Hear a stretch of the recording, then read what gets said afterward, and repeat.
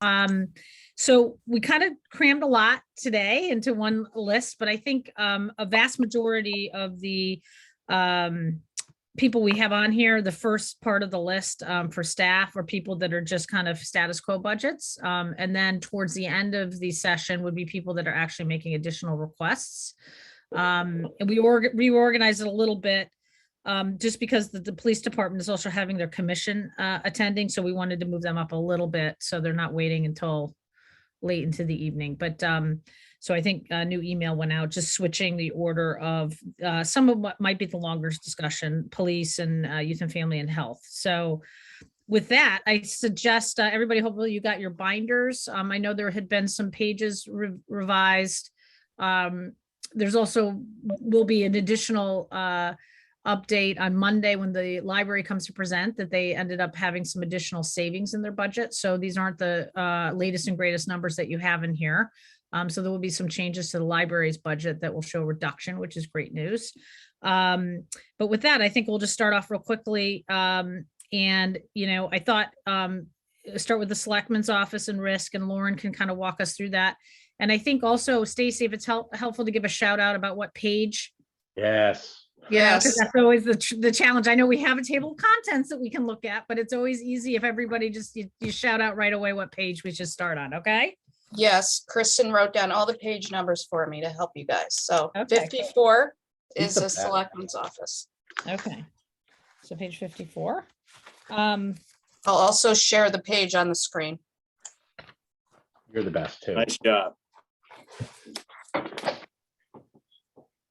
54. All right. Okay, and I thought what is probably most helpful on some of these is just to spend a second just talking about any, you know, changes that are important to highlight. So Lauren, I'll let you kind of weigh in here. So the selectman's office budget does not have any changes. The numbers have all stayed the same within that budget. A couple of things were moved around, like funding was moved from one account to another, but nothing significant. And the bottom line total has stayed the same. And that's the same for most of the general government accounts as well. 254. Dave, So when can you do a basic just explanation for a sec before we get too deep into these? Because this one says 1.33% over original. So can you just describe what that means? Just remind us. Yeah, so what that's doing is pretty much taking the change from last year's original budget to the next year's requested budget. So the original budget for 21-22 that was approved. So that second column here, Okay. minus the 22-23 requested budget, it comes to a total difference of 2763. And when you calculate that percentage, it's 1.33%. But you can see, you know, the two items that make up that difference, just because Lauren reallocated, are the first two salary accounts. We had a 2% COLA, and then the first selectman's salary went up 1,000. And so the average of those two comes to a 1.33% increase. We got to cut that. Could I just ask Stacy to Scott's question? What is, remind us then, what is the 2022 revised budget? Is that like after, maybe just tell us, maybe that's really the column we should be looking at more, or? Yeah, so that is a column that includes any line item transfers or special appropriations that happened since July 1st this year. So it's revising the original approved budget. But what was approved, and that's what we base all these percentages on, Okay. Is that second column. Okay. Okay, so it wasn't revised by virtue of this process. It was like special appropriations along the way, Or line transfers, most likely. or line transfers, but like throughout the year, not up front. Correct. Okay, thank you. You don't remember approving those, Justin? I knew all this, Scott. I'm just asking for the benefit of you all. Yeah. Well played. For a 1.33% increase, I think we cover this. It's Yeah. good. Yes. Done. Move on. Okay, next is technology. No, Well, no, hang we on. gotta go back to That's risk.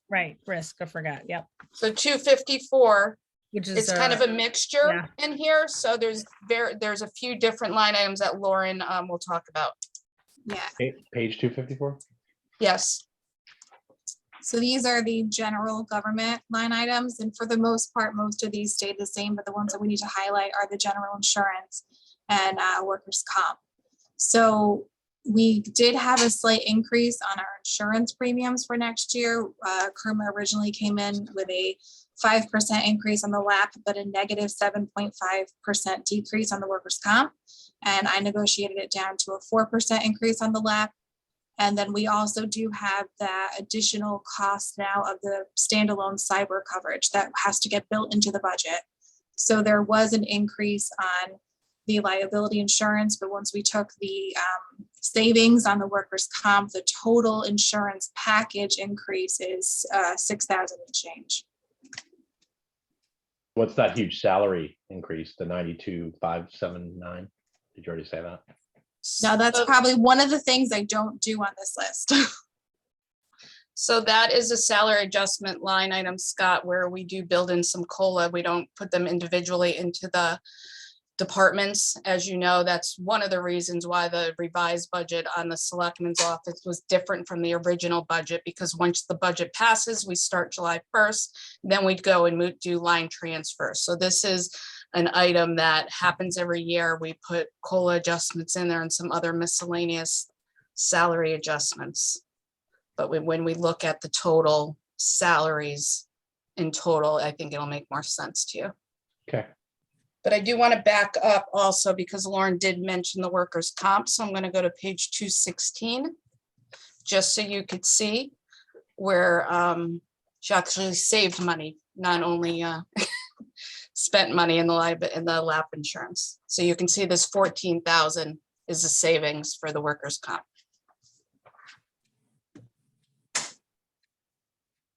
Why is it in two different buckets?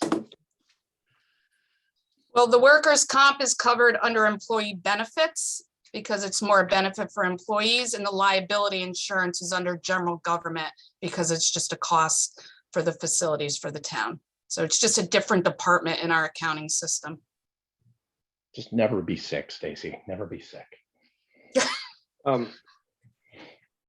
Madam Chairman, Yep, thank you. I have some questions on this page, but should I wait until it comes up under human resources or finance, or just go ahead and ask them now? which, I'm sorry, the page, You on 216? 216, 16, yeah. 254, oh, 216? 216, yeah. Okay, well, I mean, I think some of this, we probably would rather go through it with HR, so why don't we just Okay. wait till then? Sure. I think also finance we can cover. I know I can probably guess the questions that Fillmore has on this page, so that could be covered under finance as well.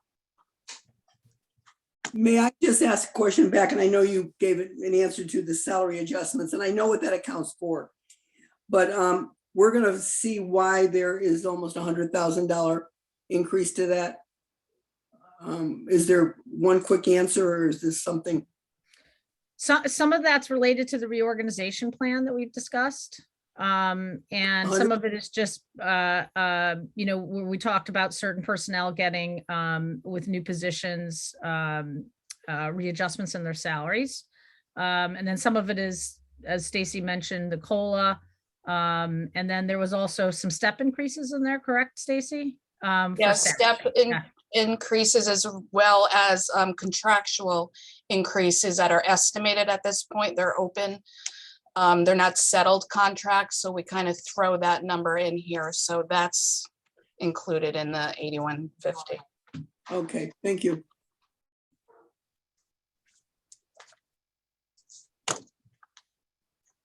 Okay. More questions for Lauren? And good job on the insurance, as always. Thanks, Could I- guys. Could I I mean, just, I'm so, sorry, could I just ask one more question? On page 254, that's that is not, that's general government, so it's not just risk there, obviously. It's not just the insurances. Yes, Right. All right, thank you. Yeah, some of it falls in that category and some of it Yeah. falls under workers' comp, so. Okay, so with that, we will move on because we'll be hitting on those other accounts as well as we go through this technology. Because 59. page 59, and Art is joining us for this. Yep.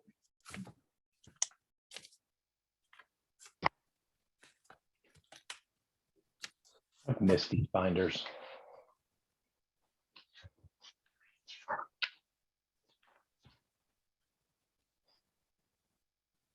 Hey, everybody. Can everyone hear me all right? Yep. Hello, Okay, Art. so- Hey, Noreen, how are you? So basically, this is the department profile that we have, our employee profile. The town pays for half of my salary, half of Steve Fust, and half of Rita Bolin. So, basically, I'm the technology director, and I have some other responsibilities primarily on the school district side. And Steve is assistant director, and Rita is our web design specialist and application support. So I think that, that we're all pretty longtime employees, and I think, probably all of us at this point. We do have a part of supervisory responsibility, but not any financials in my budget for Tim Rowe over at the police department, who is their information system. Excuse me. So that we're a shared department with the Board of Education, and we use an awful lot of common resources, which is a big benefit, I think, in the end to the town and also to the school district. Shared resources have been a very efficient thing for us, I think. And this year, if there's any questions on the structure here, we can take those now, or we can move on to the. I think I got lucky enough to go second here because I don't really have any increase in my budget requests that I have any, input on with the salaries. I don't do any of that, but we're stayed flat in our operating lines in our requests for next year. A fair amount of the work that we do and the funding that's required for it comes from our reserve accounts, our technology reserve accounts. I don't know to what extent you want to discuss those, but we do have our obsolescence replacement program that is basically for the town and the police department. We keep those itemized within the obsolescence replacement. And the only real increase that we've asked for is in the obsolescence replacement plan for the police department. We've asked for an additional $30,000 over what we had last year. I don't know if you wanted to put that page up or not, Stace. It's fine with me. I think it's page 35.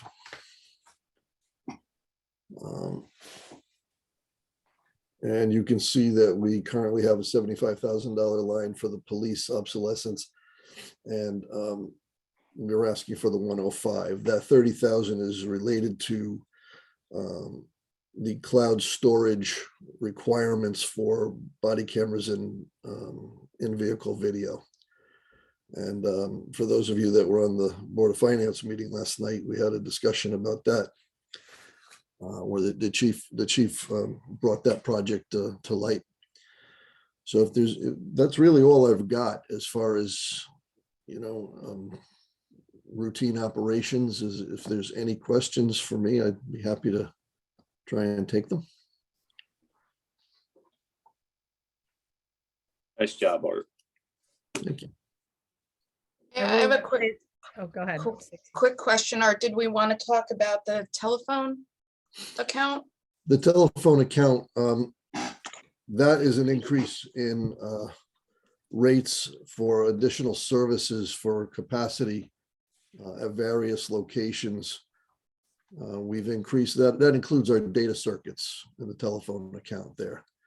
So that's the $13,000 increase. That includes upgrades to data circuits in a couple of locations, actually at the surf club. And we've had some other equipment that we've upgraded here and there, but that's just about the data circuits.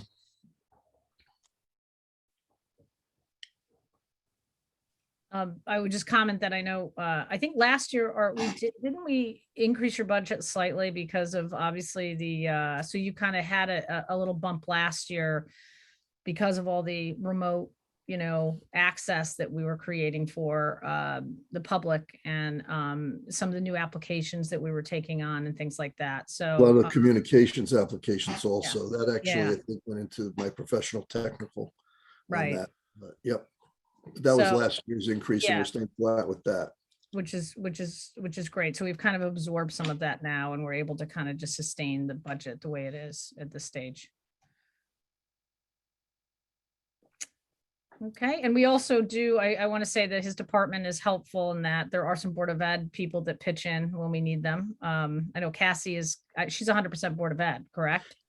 Cassie Morrison and Joan Reisner and all Yeah. of the building-based tech folks that will Yeah. jump in here. Yeah, so we've got, 4 building-based people that have, also helped us when we need it. So it's a more equitable split, I think, than most people would realize. You're paying for half of me, half of Steve, and half of Rita, but in reality, you're getting the benefit. We have so many common parts to the network. I don't think everybody understands we're on one email system. We're on the network backbone, excuse me, is all, very common equipment. And, look, we even share a building. So we've got wiring closets that have everything commingled in them. So it's a good arrangement, I think, in the end for the town, because of all the utilities that we have to manage for backups and disaster recovery, and for all the other kinds of common functions that the network requires, performance issues, things like that. So I think it's a good approach that we're taking. I will just If highlight. I could just, can go I say ahead. one thing, Peg? Mhm. I just want to say, Art, you're very humble in the many hats that you wear. I think it does, it's a huge benefit to town that we have shared services. Stacy's another one that wears 2 hats for us. I think anytime we can find those kinds of efficiencies, we should look for them, because I think there's so much that overlaps. I think it would be a benefit to us to continue to look for those places where we can overlap with Board of Ed. Well, thank you for saying so, Gene. I appreciate that. Gee, I just want to echo that. I couldn't agree more. It just makes it so much better, service-wise and communication-wise. And I've seen some towns that they have 2 separate finance directors and go down the list. And so I think I agree, Gene. The more we can utilize that, the better we'll be. I echo all that. I guess I'm planting a little bit of a flag, though, that the technology demands on both the town and the school size have risen dramatically over the last 2 years. And that is where I think that we are asking a lot of the staff that we have right now to accommodate the needs of both the public on the town side as well as the school side. And I know the school added an additional resource support directly at the school this last year. But I will say that as we continue to move more of our operations to virtual cloud-based platforms, to online type of services, the demands are going to be even growing more. So I think we're going to have to really think about in the future. We've been, I think, cautious this year and not doing that, but I'm just planting a flag that we're going to have to watch technology and perhaps try to think about needing more support and resources in that area.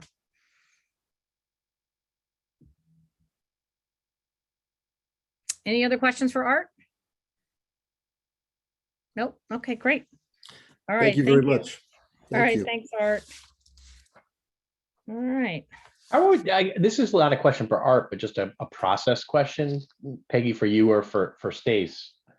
I'm notorious for these, but when I look at Art's actuals, he came in at 340,000, so he underspent.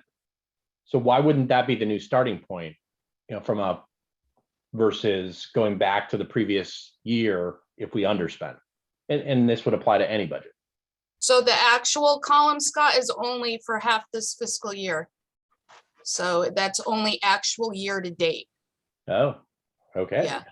And So then, basically don't look at- in a lot of things, you can't even take that and double it because we may pay a maintenance contract on July 1st or June 30th. So it's really hard to look at that actual and, project what it would be for the end of the year. That's why we don't start projections until the springtime.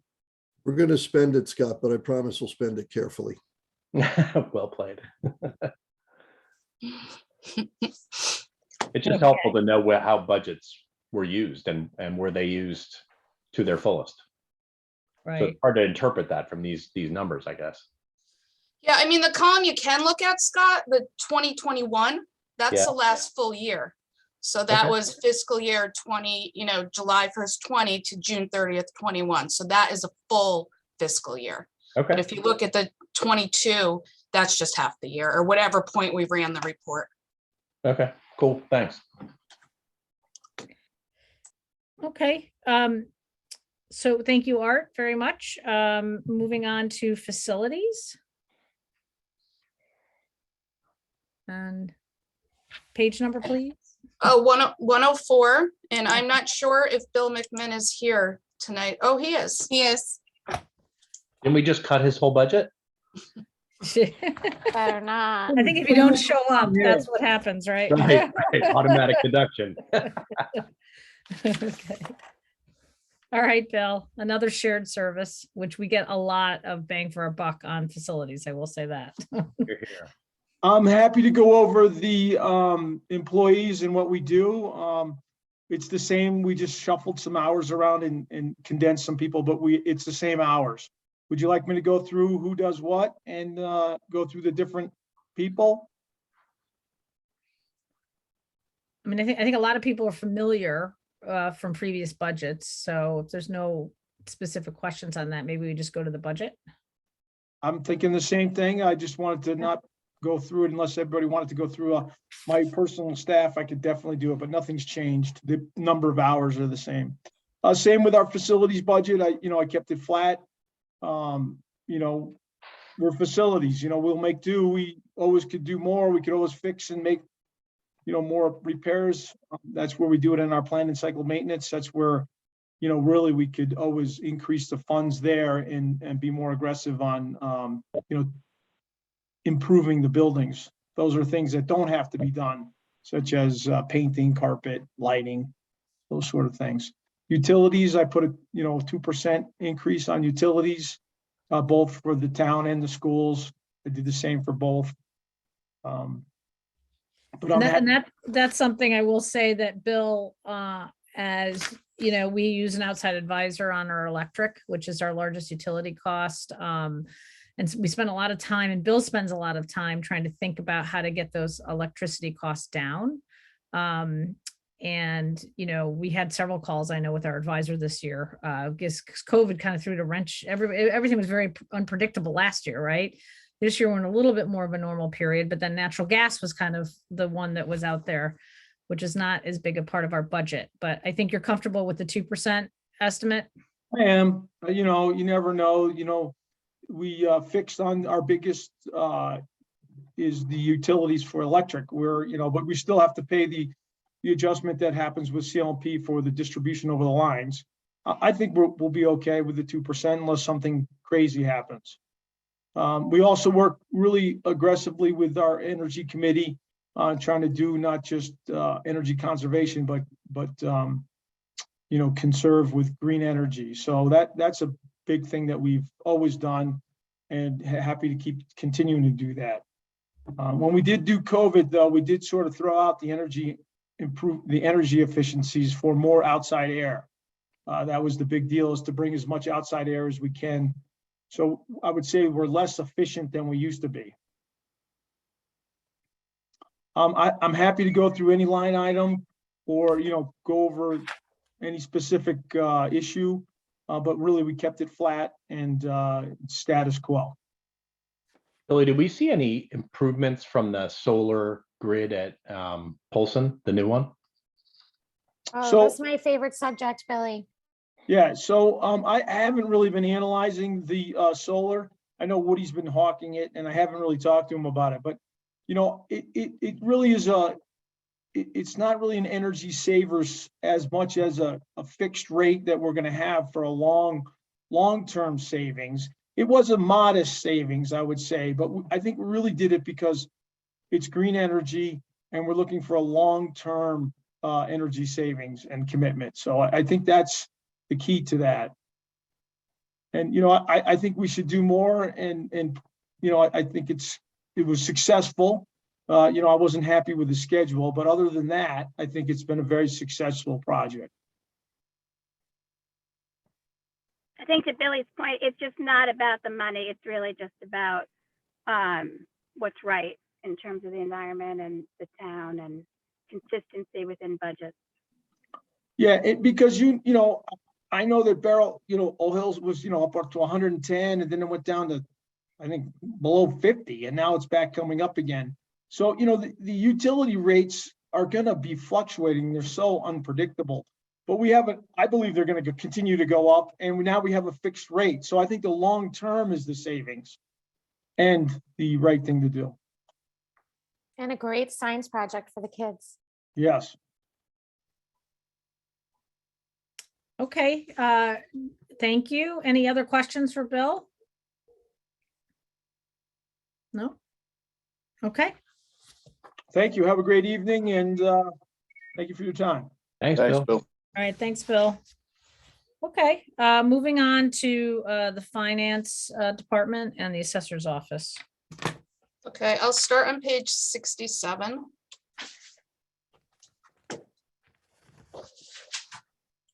Similar theme as Art and Billy, our office is shared with the Board of Ed. Our entire office is actually 50-50%. Our staffing profile has not changed. At this point, we do have a vacant position. We're still discussing on what we're going to do with that position. So it is included within the budget where we are right now. This is a one line item, basically half of the finance budget. This is how it shows up in Munis and on your reports. However, we do a separate budget for my office, which is right here in detail. And you'll see the biggest thing. You'll see the biggest increase is that office staff line item, and that includes a COLA for just about 4 of our staff, as well as some step increases. And like I said, we still do have that position budgeted at this point. The only, is there any questions? No, I just cleared my throat. Sorry. Okay. And then this $1,100, that's just a 2% increase for the audit. Stacy, how long has that position been vacant? I believe Luke left in April. Okay. And we've been doing a trial, one person kind of doing the town and Board of Ed accounts payable. He did the town AP. So we've been working through that to see if this is the right shift and then what we're going to do as far as a remainder for this year and then next year with that position. Thank you. Okay. Unless there's any other questions, I'll go back to the page that Fillmore wanted to discuss, which was 216. Yeah, give me a second here. Thank you. Had to do with the pensions, as you could guess. Let me hold it.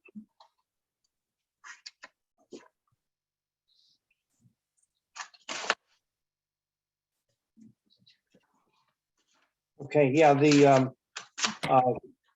town pension plan shows that we've paid the $1 million that we put in as a special appropriation. I think we actually paid it to them in July, and the pension cost goes down by 7%. The police pension fund, which we've had no payments in for, is going down 14%. It leads me to believe that the ARC has not been properly calculated by our by the actuaries, Because why is the police going down 14 and we're down 7 on top of, even though we put an extra $1 million into it? So we did go back and forth to the actuary about this, Fillmore, and last year we extended the amortization period, which would bring down the annual required contribution. So that's one factor why that budget amount is down, as well as the returns. Like she honestly said, this was a stellar year on the returns, and don't forget the actuarial report is a year behind. So it wasn't really the COVID, economy hit for this year as we built the budget. She did ask us if we wanted to consider contributing a higher amount than what they calculated. And Peggy and I had the discussion, and we could always revisit it during the workshops, but we thought, why not take advantage of it now, especially because that $1 million has not been accounted for yet. So that will, in their next evaluation, because we contributed it on July 1st, that will come into play when we build the 23-24 budget. So we opted to take advantage of that savings now. Right, because we that's not reflective in there. And then I think we, over the last 2 years have made all these other adjustments in terms of the return rate, which we reduced down. So every year we've kind of taken proactive steps on the pension that we took hits on, that the budget actually had a more substantial increase. So we thought this is the year, no changes, and just kind of status quo with what the Milliman report came back with. Okay, fine, thank you. But okay, I'm still a little surprised that the police pension is down by 14%, which is double ours, double the town's. Yeah, I mean, the police pension definitely has done very well. And if you look at the audit, I know I sent a PDF, we were at 68% funded 2 years ago. And as of June 30th, 21, we're up to 80% funded, just because our return on investments has done so well in that plan. But if you want further information, I could always have Yelena from Milliman come to one of our workshops to explain it a little bit better than I can. Okay, maybe sometime next week, Stacy, if COVID permitting, I can drop by your office and we can have a chat. So, and look at, I don't recall seeing that the police was 80-something% funded. So much, Yeah, wow, we could have her come to the meeting, Stacy, and that way the whole Board of Finance can hear it if you want. Oh, okay. Sure. That'll make it easier. Yeah. And better. Is that all right? Yeah. Yeah, I just didn't want to bore you, John, with a lot of number details. You never bore me, Fillmore. Well, most of the time. No, just kidding. Not a problem. Okay. And to that point, John, we had talked about having Milliman come to the next Board of Finance meeting anyway. Correct. So to talk about something else, so we can definitely, pick their brain at that point as well. Can you wait that we were going to have them come to the next meeting, Fillmore? Is that all right? That's fine. Yeah, that's great. Okay. I'd like to suggest that the members of the pension board be invited to that meeting as well. We'll take it under advisement now. Thanks. Just kidding. Otherwise, maybe Absolutely. we shouldn't have our return so good, and that'll make the budgeting process simpler. Absolutely have. We should just reduce the performance of the pension plan. No. Stacy, may I ask a question? You gave us the police pension, how well it's funded. What about the town?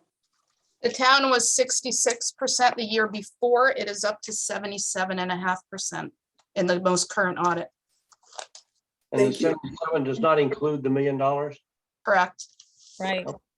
So, and I remember right after I first took office, we had to adopt for the town a different I forget the name Mortality of it, table. the mortality table that really Hallelujah. was a huge number. It was several $100,000 if I recall. Some of those people stick around forever, right, Fillmore? Yeah, you know what I mean, Jeannie? Yeah, we know where that money's going. So, so we did some big adjustments that year and then the next year as well. So we're now, maybe reaping the benefits of some of that as well in terms of changes. So. Okay, so more to discuss on the pension. Also, Stacy, you want to move on to? Yep. Yep. To the assessor. This should be short and sweet. I know Orietta, our town assessor, is on. Hopefully she's moved over. Oh, there she is. Hello, everyone. Oh, So, or I'll let you take it. Okay, so our staffing from last year is the same. You know, there's 3 full-time, including myself, and a part-time.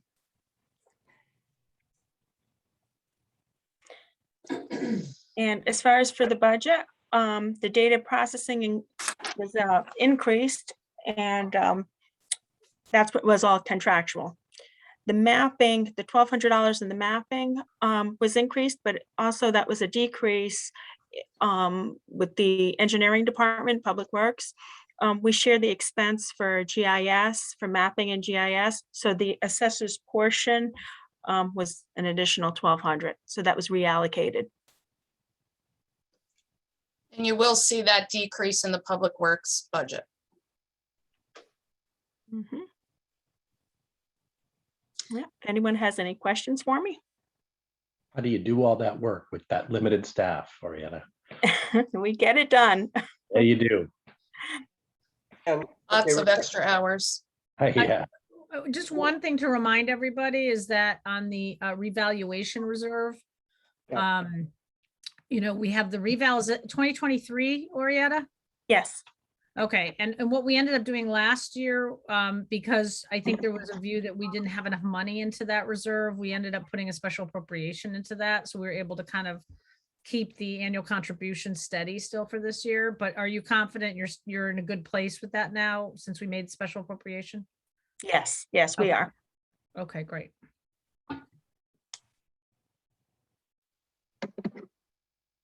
Okay. Thank you, Aura. You're welcome. Have a good night. Yeah. Bye-bye. Okay.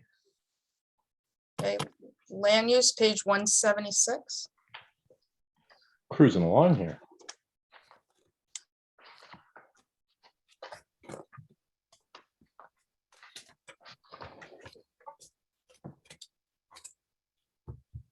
Okay. Good evening, everyone. Hello. I'm Erin Mannix, the new town planner. Nice to meet those of you who I haven't yet met. This is my first go around here with budget, so bear with me. You have to sing a song then. We haze everybody the first time. You'll be sorry. Just to give you an overview, our department profile here, our staffing will remain the same as last year. Last year was a new restructuring of the department, essentially breaking out the economic development portion to our shared position with Guilford. And we did budget for an environmental planner position.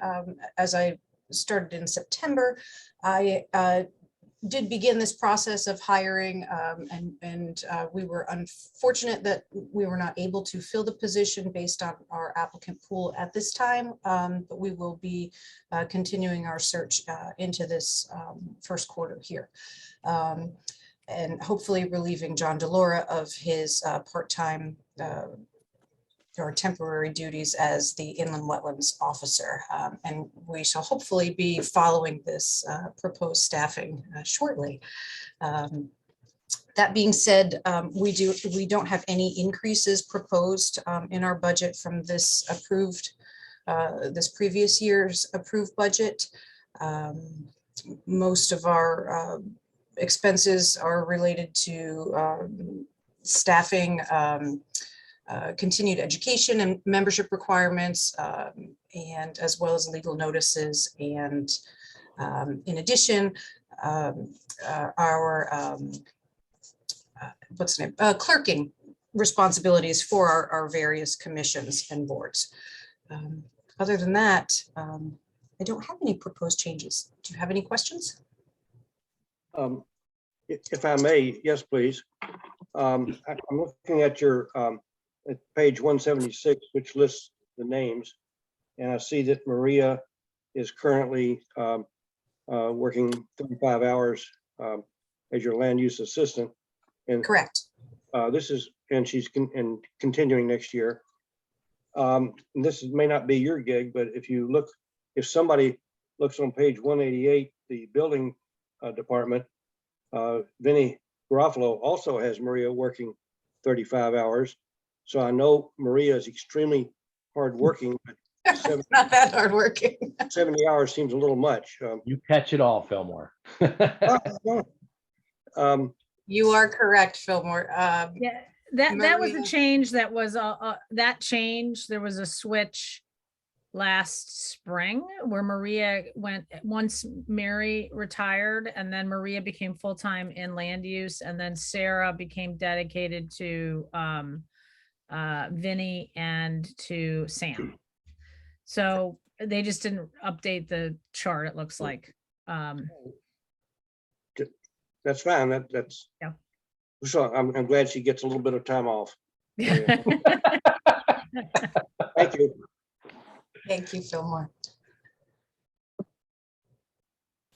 Although we do ask all of our support staff to pitch in when people are away. So, people always do kind of jump over to and wear other hats on certain days. I will say that. That's what we're trying to do, at least. So, and so Aaron, just a quick question on the, how far are you away, do you think, on hiring somebody for the environmental planner position? Peggy, I did draft that job description, had it approved, went out for advertising, had several applicants. We did interview 3 applicants, and we were unable to find a qualified candidate. So the question is whether or not, and part of me is waiting until we have our human resources director position filled. But I'm entertaining possibly changing the job description a little bit to be a little less planning and perhaps more of just an enforcement officer, which may allow us to get somebody in here to hit the ground running with actual applications and inspections and reviews, and leave some of the more planning items to me as the town planner. So I am keeping that open as an option because we just may not have that particular qualified individual at this time, unfortunately. All right. No, and I think it's just tough generally trying to get people, as I think the entire country is experiencing right now. So, Aaron, yeah. may I just say, this is Noreen, may I just ask, do you, as far as focusing this is more on enforcement, do you think we'd be duplicating some of the things that are being done by your zoning officer? I know this is environmental, building inspector, all the different groups. Is this something we'd be duplicating, or is really something that you see a need for? No, so the inland, it would essentially be the duly authorized agent for the Inland Wetlands Agency. And so currently, and some municipalities have that as a combined position between the ZEO and an inland wetlands officer. Madison had a part-time inland wetlands officer position when Bob Kukta was here. And then under Dave's leadership, he created this environmental planner position, hoping to broaden the our abilities to address various ongoing issues in town, including coastal resiliency and other conservation efforts. And so that was the basis for this environmental planner position, which would also encompass the inland wetlands agent role.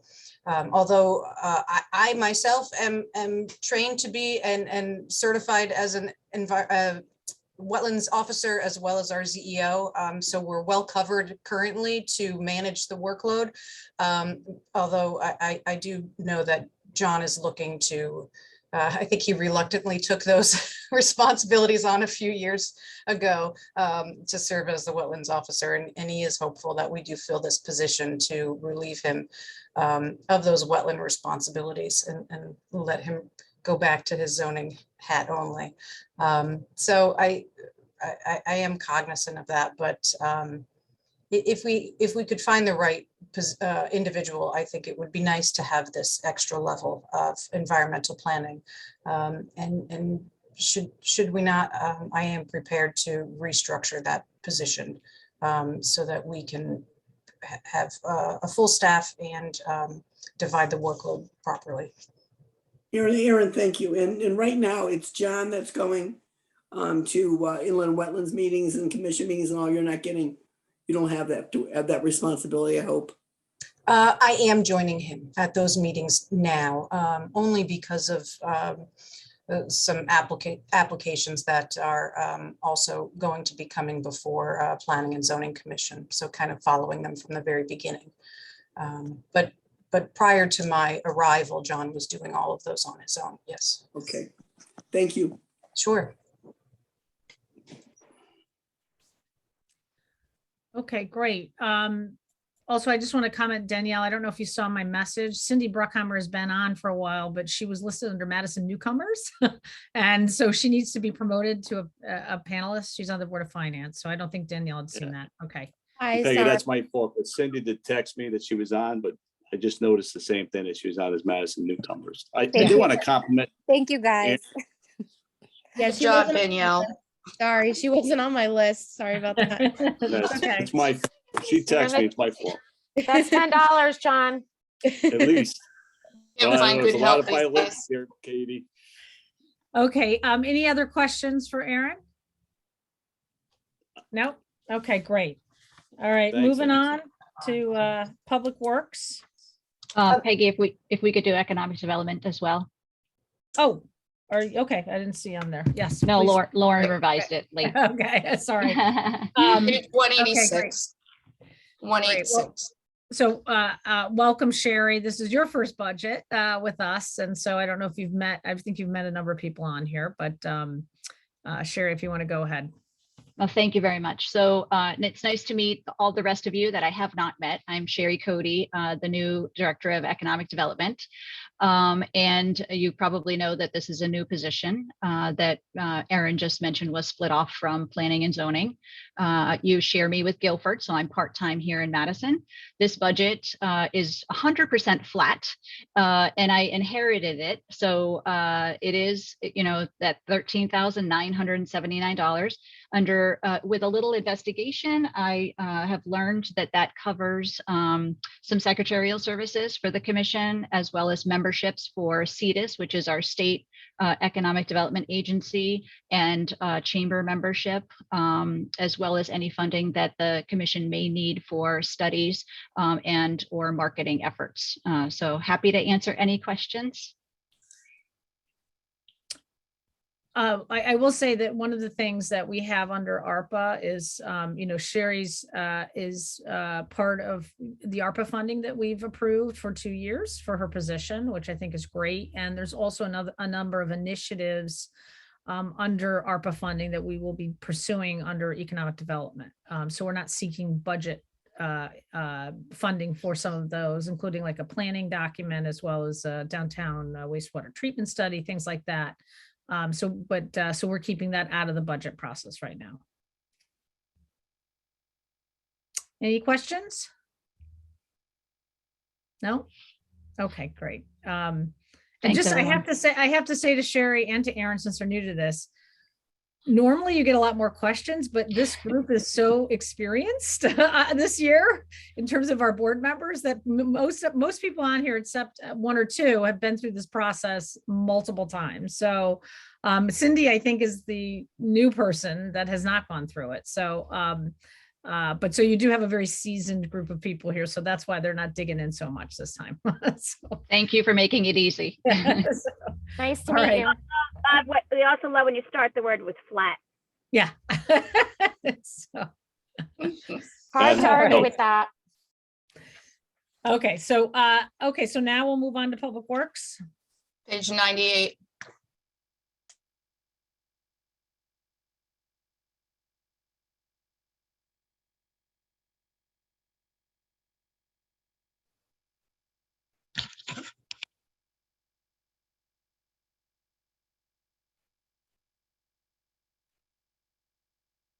Hello, everybody. Can you I can't see myself here, but I assume you can.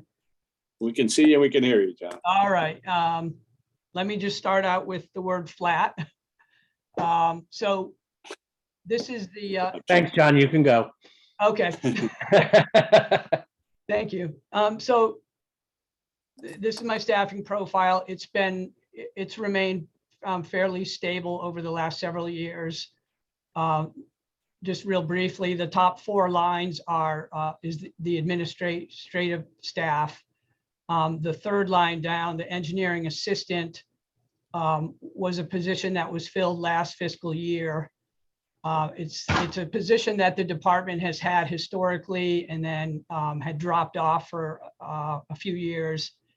And we've regained it. So that's been, since acquiring Jonathan, it's been very effective for us. The other thing I'd like to point out is, so the rest of the staff is essentially the highway department and the landfill facility. So these are the truck drivers and equipment operators. The third line from the bottom is a truck driver position, which is vacant. That's due to a staff member that retired last year. And I understand there is funding for that position to be refilled. So we'll be doing a search for that. We do need that vacant position filled as far as primarily as a truck driver and really during the summer season for the routine maintenance work that we do. But that's about all I have in terms of the staffing profile, unless anybody has questions on this.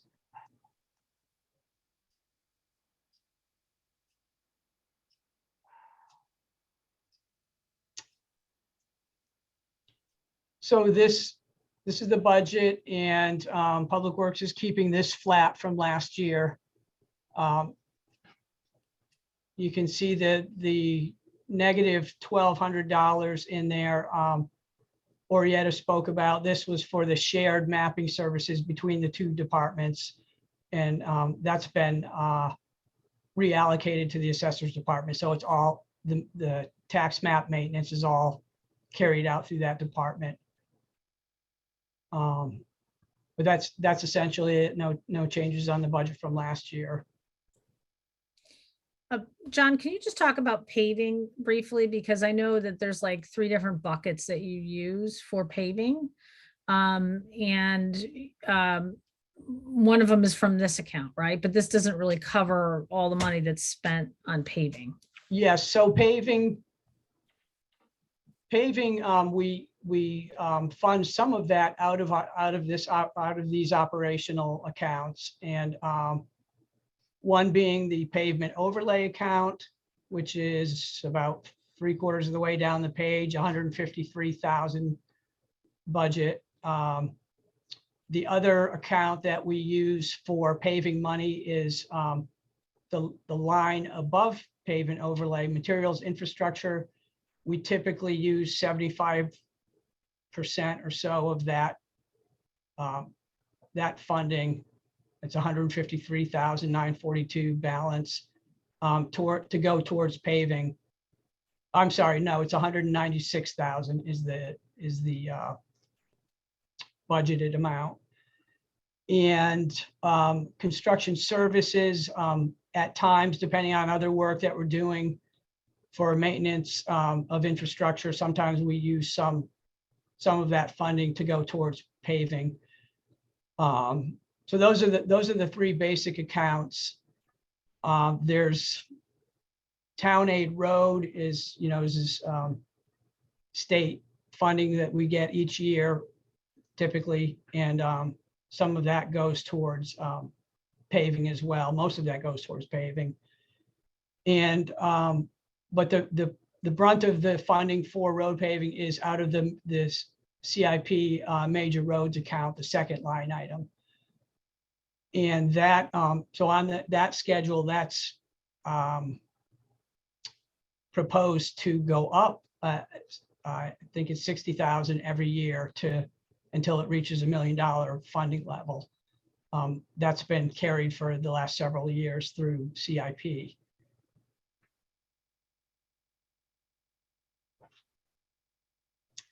Thanks. I just thought Is that that- was helpful for people to understand that it's not just that one line that we do it through several different funding sources. So Yes. any more questions for John? Nope. Okay. Okay. Flat is the key word. So, Okay. okay, moving on. Thank you, everybody. Yeah, thank you. Good night. Okay, I think next, and hopefully I've got the updated list, tax collector, right? Yeah. Page 91.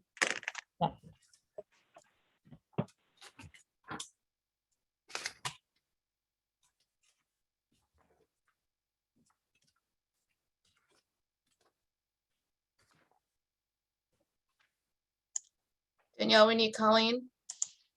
Yep, she's moving over. Okay.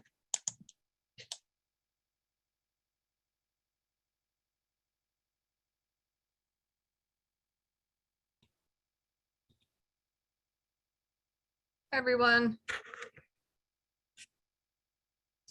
Can everyone hear me? Yes. Okay. Hi. Yeah. Hello, Colleen. Hi. Hi, Colleen. Hello, Colleen. Hello, everybody. Well, I would like to say I'm flat, but I have a little bit of an increase. If we want to start at the profiles here, we have Christine and I are the two full-time employees in the office. We use a temporary person, a clerk during our heavy volume time. We have 8 weeks worth that we use this person, who is extremely helpful, and they carry us through July.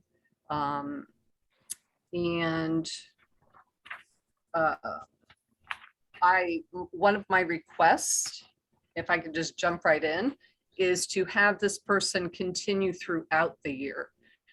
We find that we are desperately in need of additional support throughout the year, not only just during the heavy cycle. We have been required to maintain our certification, and so we have to constantly go to seminars throughout the year. And in doing so, we're leaving the office either vacant or not fully staffed.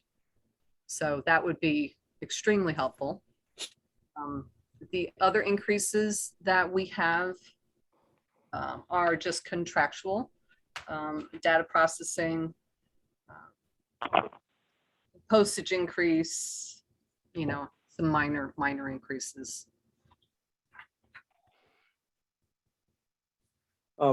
Colleen, if I may, your temporary employee currently is working 20 hours a week, half-time-ish for those 8 weeks.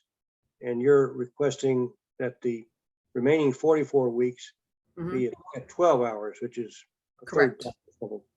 So would this be, but if you're going to have to be, if part of it is to cover when you and Christina are off at seminars and so on, that means that the 12 hours is going to be a sort of an average number, that there might be some days and Correct. the whole time.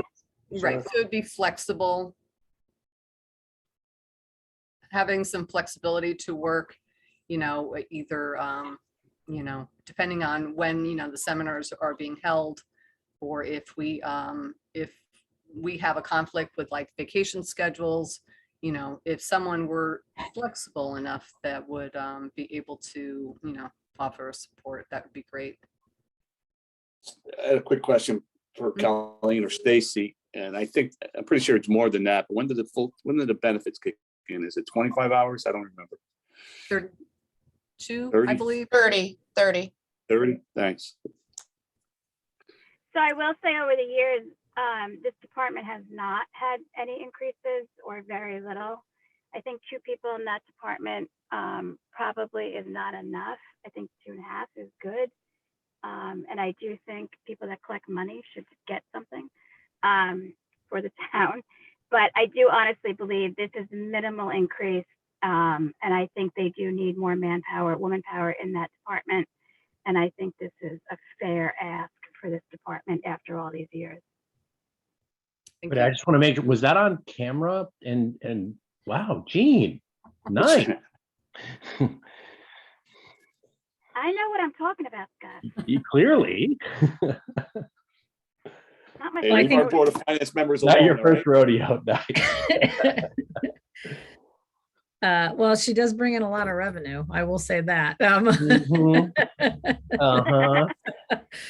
But I guess maybe to clarify though, because you were talking about, you know, if you're 30 hours and you're full time, this is not going to mean that we're hiring a full time person into the office. We're just going to be scattering some more Correct. extra hours throughout the year. So there's not going to be an impact that way. It's only like 11,000, right? Am I wrong? Am Yeah. I reading that Yeah. right? Yeah. Yeah. It's a rounding error. Mhm. Okay. I'm quoting you on that, Gene. Okay. Any other questions for Colleen on this? Thanks, Yeah. Colleen. Okay, thank you. Okay, next is the building department, Page 188. which is also another revenue generator for us lately in town.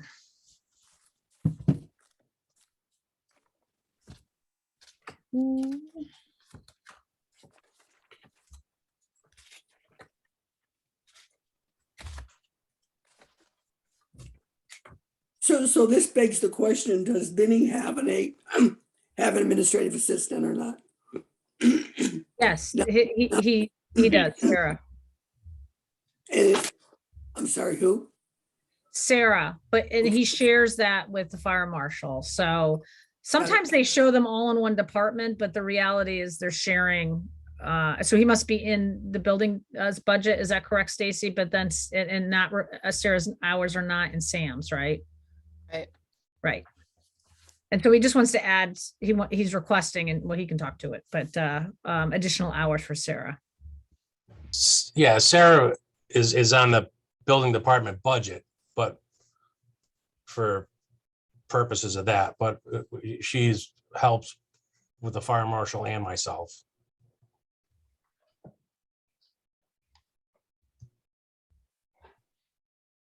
And Vinny, you're trying to get her up to 35 hours, is that correct?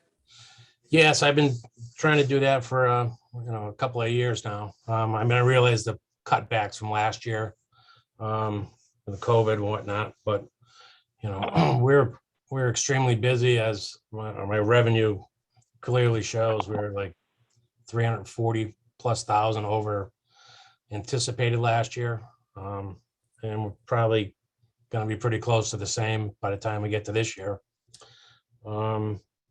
Yeah, my request is for two small ones. One, the Sarah's is for $7,642 for the additional 5.5 hours per week.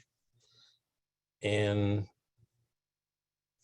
the other request was uniform replacements for $400, which is not much. Overall staffing, again, we're pretty flat out busy. Sarah does a lot. She helps out with other groups when possible. Same as last year, kudos to the fire marshal's department. If they weren't doing the gas inspections for me, there's no way I would get it all done. So, hopefully next year, I'm looking to probably get a part-time assistant to do electrical and mechanical inspections. And then my thought is, and planning on coming to the Board of Selectmen with a planned increase in fees. Modest, nothing crazy, to bring us up to speed with all the other surrounding towns. And that should heed, the increase of revenue by at least, I would say, 90 to 100 grand, easy. Vinny, I'm always concerned when we talk about increased fees in your department. Didn't we go to court over this not about 10 years ago? No, that was the previous, well, 3 previous inspectors ago with the Builders Association in town. Right. That's what I was talking about. Yeah, Yep. that was dropped from the Supreme Court didn't take it. They just dropped the case entirely. I mean, he also obviously looks at what other towns are doing, and I think we've never been the most expensive town. We've always kind of been in the middle of the pack. So I'm assuming, Vinny, when you come for a recommendation, you're going to look at kind of our peer group, right? About what other people are charging. Oh, absolutely. I mean, I'm not gonna, Yeah. I mean, Guilford's getting $50 1,000 for the first 1,000. That's extreme. I don't know how they're getting away with it, but my increase would go from the 25 to 35. Nothing, again, nothing, absurd that would create problems for the town or myself in the future. It wasn't the problem, or isn't the problem, that the state looks at this as covering your costs versus a revenue generator? Well, that's how it used to be in the code many years ago. That's been out of the code forever. Oh, good. I bet it's been out of the code for at least 18 to 20 years. Well, that was the main reason that Absolutely. I mean, the builders went after us. Okay. Anyway, that's past time, but good. So you're just asking for a minimal of the five or 5.5 hours. Yeah, my total increase request is $8,042. Okay, just to clarify a little bit, I'm looking at your page 188, which is your base page. That's the one that still had Maria there working her second full-time job. But it's got her at 35, so that suggests that you're in the current year, whether it's Maria or Sarah, that they're working 35. But you're saying that in the current year it should be for Sarah instead of Maria, but it should be 30 instead of 35. Well, presently she's at 30, looking to increase to 35.5.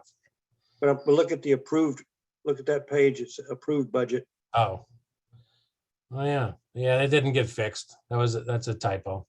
Okay, just clarifying. Thank you. Good eyes, Fillmore. If I could I want to just make one statement. I think during COVID, we were very careful with the budget and we made some tough decisions and we denied. And I think some departments definitely took a hit and they have worked really hard. And I think we need to be cognizant of the fact that, now is the year where we can make up for some of the tough decisions that we've made. And I think these departments, people have worked overtime, people have filled in for each other, people have tried to do everything possible and not put a burden financially on the town. And I want us to be really aware of that with these requests that are really not that much, that in this year, we might be able to do some, writing of decisions that we had to make because of the pandemic. I agree. Good point. Okay. So if I can just also, we talked to Vinny about his revenue, and as he said, he's been way off the charts compared to budget. So when we do talk about the revenue, we're increasing the building permits from 450 to 500,000. So we are going up in revenue in the building of $50,000. So more than offset the cost. Right. The extra hours. Right.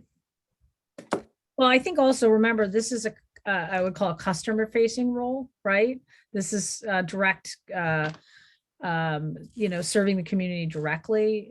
I know that Vinny, people, want their projects done quickly. They need to keep to a tight construction schedule, and there's a lot of demand out there. So for him to be able to, be responsive and get people what they need so they can keep to their timetables, I think is a positive thing for the public. Any more questions for Vinny? No? Okay, thank you. Awesome. You guys have a great night. Okay, great. All right, next up is the town clerk. Sorry, I think we're doing HR next. Yeah, I'm sorry, I'm off. I It's on printed our out the old screen. one and just made some changes. Yeah. Okay, So that will start on page 63, which what I'm showing, and then we'll move over as I've been doing to the additional budget request, which is on page 267. Hi, everyone. My name is Paula Carabetta. I know some of you, some of them I don't, so I'm introducing myself. I'm the HR manager. Nice to meet you guys. So I'm unfortunately not flat, but I only have 2 additional budget requests. One of them is for the staff development. I'm asking for an additional 6,300. So I'm currently the president for the Connecticut Public Employers Labor Relations Association. And part of being the president, you're expected to go to the National PELRA conference every year. I actually just went back in November. It was fantastic. So I wanted to build more into the budget to allow myself to continue to go, and then also give the opportunity to whomever may fill the HR director position in the future. It costs about $2,000 to $3,000 to go. Because I serve on the board, the registration is paid for, so the additional is just to cover the flight and all of that kind of stuff. So it's mostly for the conference, but also to add a little bit more buffer for DEI training. That's something that I'm definitely looking to do in the future. If you aren't familiar with that, it's the diversity, equity, inclusion training. HR is definitely going towards that, and I haven't had any, so that's something that I'm looking forward to doing. So are there any questions on that before I move forward to the other one? All right, easy. Paul, could you say again what this organization is? I missed it. So it's called ConPELRA, that's the short name for it, and it's the Connecticut chapter.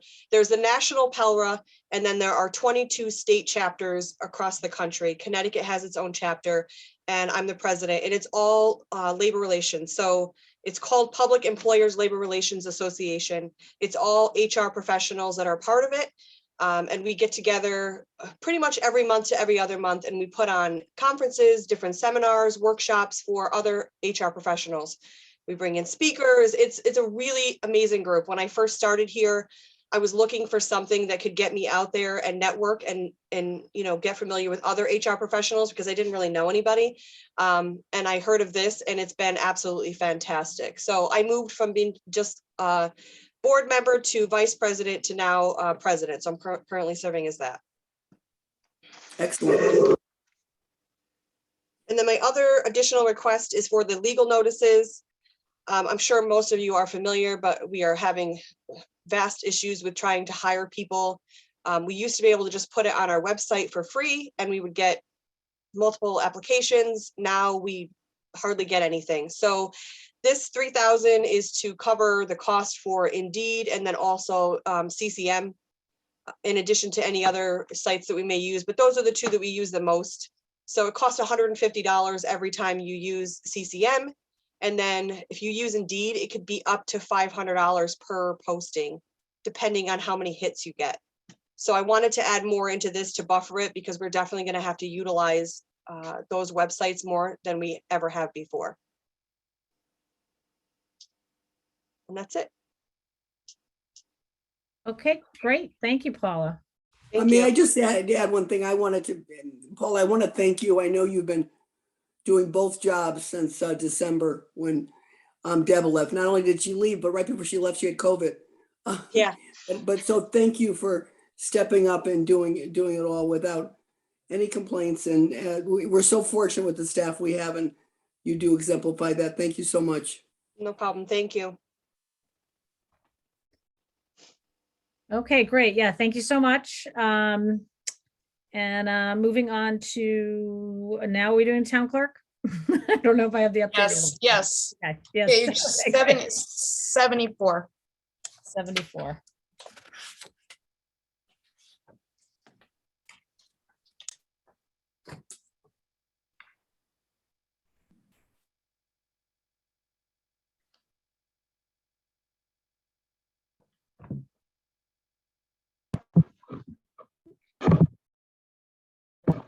Can you hear me now?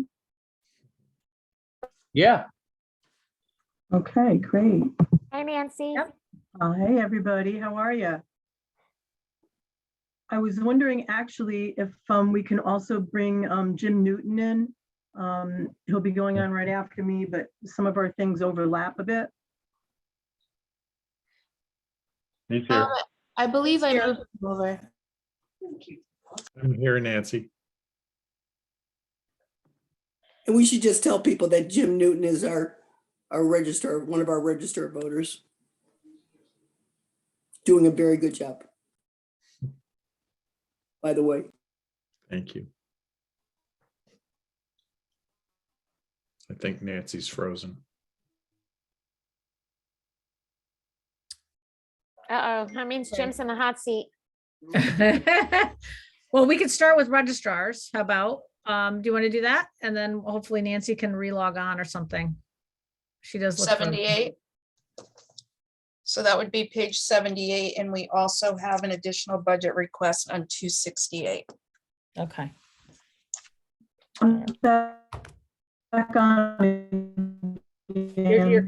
You're not very clear, Nancy, unfortunately. So we're gonna let Jim start, and maybe you can kind of figure out how to. So Jim, and this is obviously your first time having to go through this, right? So go ahead.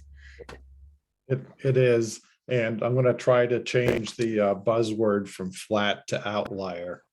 As you see, we do have a request in here for additional budget.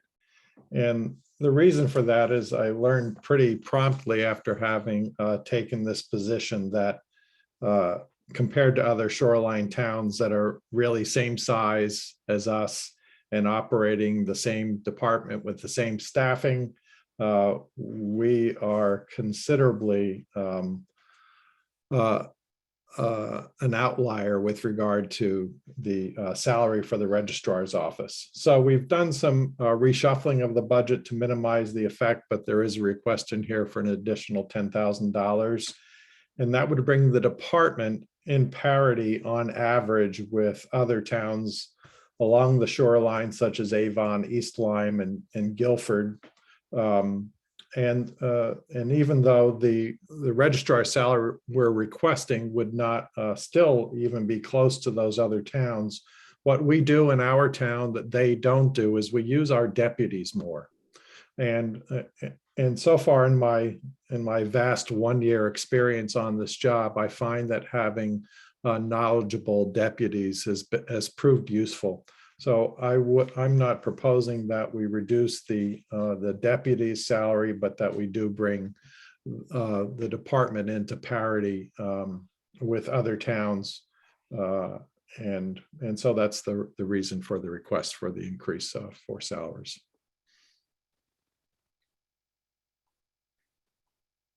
I would emphasize that this is a tough position to do, first of all.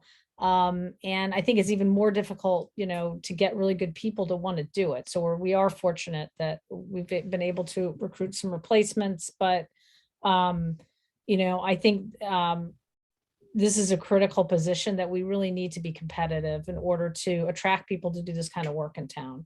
It's a huge, and I see Jim there all the time. So I don't think he's getting paid. His hourly rate is probably a lot lower than what he's actually getting out of the budget. So I think this is something that as a town, this function just needs to kind of be stepped up to another level and accurately reflect the demands of the job with a higher rate of pay. Peggy, I might just add to that too. I think there's a fairness factor here too, and you see how much Jim is there. Since Denise Merrill came in as Secretary of State and with COVID, this department has changed so much and what the expectations are. So I totally support it. I want us at least to be allowing these people to be compensated for what they're doing for the town. And it's an important job. Personally, I happen to be out there looking for a register of voters right now. And I'll tell you, you talk about the amount of hours and all the work. and tell them you're talking $11,000, the conversation ends pretty quickly. We want to get this, and I certainly know Jim's not doing it for the money, but I think we definitely need, there's a fairness thing with how much these people are working and being compensated for doing a really, really hard and very good job. I did want to ask Jim, you're looking at page 78. So am I reading this right? And I think you said to me today, the deputies are about $15 an hour. So we're talking about $4,500 a year per deputy, correct? Is it about that? Yeah, that's about right. Okay, because I think we do want to look at this as a whole department wide, and I think Jim has done that. That's why our registrars are still paid less than a lot of other towns, but I think the whole deputy thing has worked for us. So I totally agree with Peggy and totally support us. Definitely getting these folks up to what really is a fair salary, and we're really asking them for the middle of the road. It's not like pie in the sky at all. We're still, well, I would guess we're even still a little bit on the low side, but thank you for everything tonight, Jim, and for looking into all the other towns. I think that's very valuable. Thanks to everybody. I appreciate all those kind words. I think also I like the way in which, you know, you kind of looked and you didn't do a huge jump, because I don't believe this is a huge jump. And I think it's a fair way to look at it, but I also think we need to put it on the horizon to keep looking at it every year to see till we get to a point where people are getting, as Maureen just said, compensated for the work that they're doing. Thank you. And sorry, Jim, I just have one quick question. I don't think I heard you, but you were saying in comparing to other towns, did you clarify that our deputies do a lot of work, or that do other towns all have deputies, or are there some towns that do not have deputies? I didn't hear you there. Yep. So deputies are required. We're required each to appoint one, and so we use our deputies considerably more. So in the other towns, what I learned is that the registrars pretty much do everything, and then bring in deputies for elections. So their budgets are very minimal, and that extra money basically goes to the registrar's salary. So we could have proposed that here, but again, in the year that I've been here, what I've seen is that the deputies are very valuable. And they allow me to focus a little more on the bigger picture by giving them the number of hours that we do right now. And we can continue to look at that over time, but I'm not proposing that we change that, just that we bring the department in total a little more in parity. Well, Jim, just to shed some light on it, the request I think is reasonable, and on the scale of things, asking.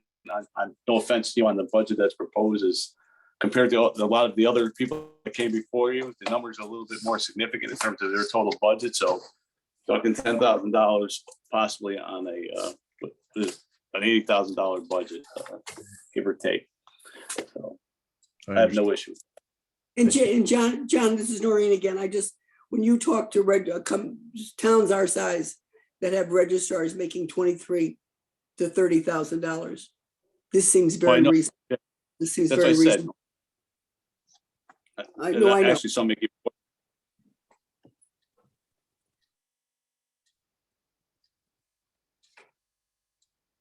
Okay. Can you guys? I think we've got. Yep. Yeah, I think so. So if there's no more questions for the registrar, Nancy, if you want to go through your department request. Back to 74. Thank you. I keep getting bounced off here, so hopefully we can get through this. The first thing I want to, Kristen had left. She went to another town clerk office to work.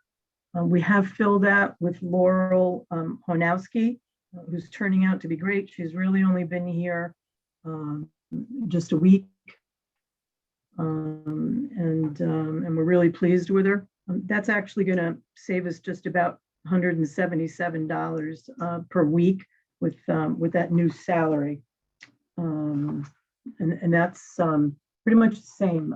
Everybody else is here and working those specific hours. The increases that I'm asking are really related to elections. The additional amount of $7,610.40 is really for covering the salaries to work an additional 240 hours at their regular rate. And this is based on the primary we'll be having in August, the November election, and then the budget referendum in May of 2023. So that would be for the current staff that I have. We will need an additional person specifically for the gubernatorial, and I'm figuring about 6 weeks at $20 an hour. So that would be another $4,260. And then the legal notices is where my budget comes for absentee ballots and additional legal notices. So that would be increasing because of the amount that I believe we're going to need. For ballots is going to be an additional $2,846. I'm keeping everything else in there the same. That's also where my fees come from for Muni Code for ordinances. And I think we're going to have some additional on that, but I think that still keeping it at this, we should be okay. I think the total on all that comes to $14,716. Yeah. Nancy, may I just ask you the 7,610? Is that for overtime? Overtime? These full-time people already? Yes. So that's for extra hours that my staff will be working. Okay. You know, this historically we know that they will have to work extra hours. This is evenings and some weekends. And again, looking back over past practice, that's because this year is the gubernatorial, it's the big election year, and which will have primaries, et cetera. Correct. And, the following year, which will be a little bit lighter, you will probably not be asking for that in the budget a year from now. I would hope not, but I honestly don't know. Part of this is really from my staff is because of the increase in absentee balloting. You know, if these numbers stay up, then this is probably what I'm going to be looking at. I just don't know. I think really what I've looked at here and asked for extra hours, I'm still being conservative. And I think if anything, the hours are going to be the same. It may be that we're going to have to increase, you know, the number of ballots we're getting. It's kind of a guessing game, to be honest with you. We know what we did in the presidential, which was enormous. And I really based the upcoming elections on what we did this past November for the municipal election. It was really, I was looking at that more than the presidential. That presidential, we had additional grants of $24,000, and my office used up all of that. So. Yeah, that was one thing I wanted to highlight, that there was those grants that aren't normal grants, like some of them were just special grants because of COVID and that particular, what was going on during that 2020 election that have been offered to every town in Connecticut, I guess, right? You just had to apply for it. So you, Yes, Nancy, a lot of credit. She jumped on it, and you know, we were able to absorb a bunch of additional costs for that election through that grant. But it's also, there's also a learning curve here that your department's going through now with the increase in absentee ballots. And then there's been a lot of ambiguity about the you know, what's going to happen overall, right, in the future with the long-term plan for, you know, early voting, so to speak, in Connecticut. So it's still kind of unpredictable beyond this year what things are going to look like. Because isn't there something going on the ballot in November? Yeah, my understanding is there will be a question on the ballot in November, but even if that passes, and it's still going to be a few years out before they are able to come up with a procedure and a plan of how it's going to play out. So yeah, this, every time we come up with a voting event, it's really a guessing game. How many ballots are we going to need? How many are we going to need of absentee compared to poll ballots? What do we need for additional help, and where do we need that help? Is it in my office or is it the polls? Is it, if my office needs the increase, then we have to increase the amount of people that are being on the absentee ballot counting team. So, it's really been difficult, and COVID is playing a part in this as well right now. Whether it's on the application or not, it's still playing a part of the process. Nancy, I'm going to jump on the accolades bandwagon and thank you for your hard work. I think every election has been different. And I think like most of our jobs, we're kind of having to roll with it and do our jobs in new and different, flexible and accommodating ways. And so I just want to thank you, because I know each election in the past 2 years has been different in terms of the expectations. And so I can imagine how difficult that is, but so important. So I'm grateful to you for your hard work. Thank you. I appreciate that. Yeah, we do know we've had changes here between my office and the registrars. I want to thank Jim for stepping up the way he has. And we are working together as a team. We always have in our office, along with the registrars, the moderators, the registrars, the poll workers. Everybody really comes together as a team, and it's been wonderful compared to what you hear from other towns as well. So I can't thank everybody enough, and the support from the town. You have helped us with what we've needed.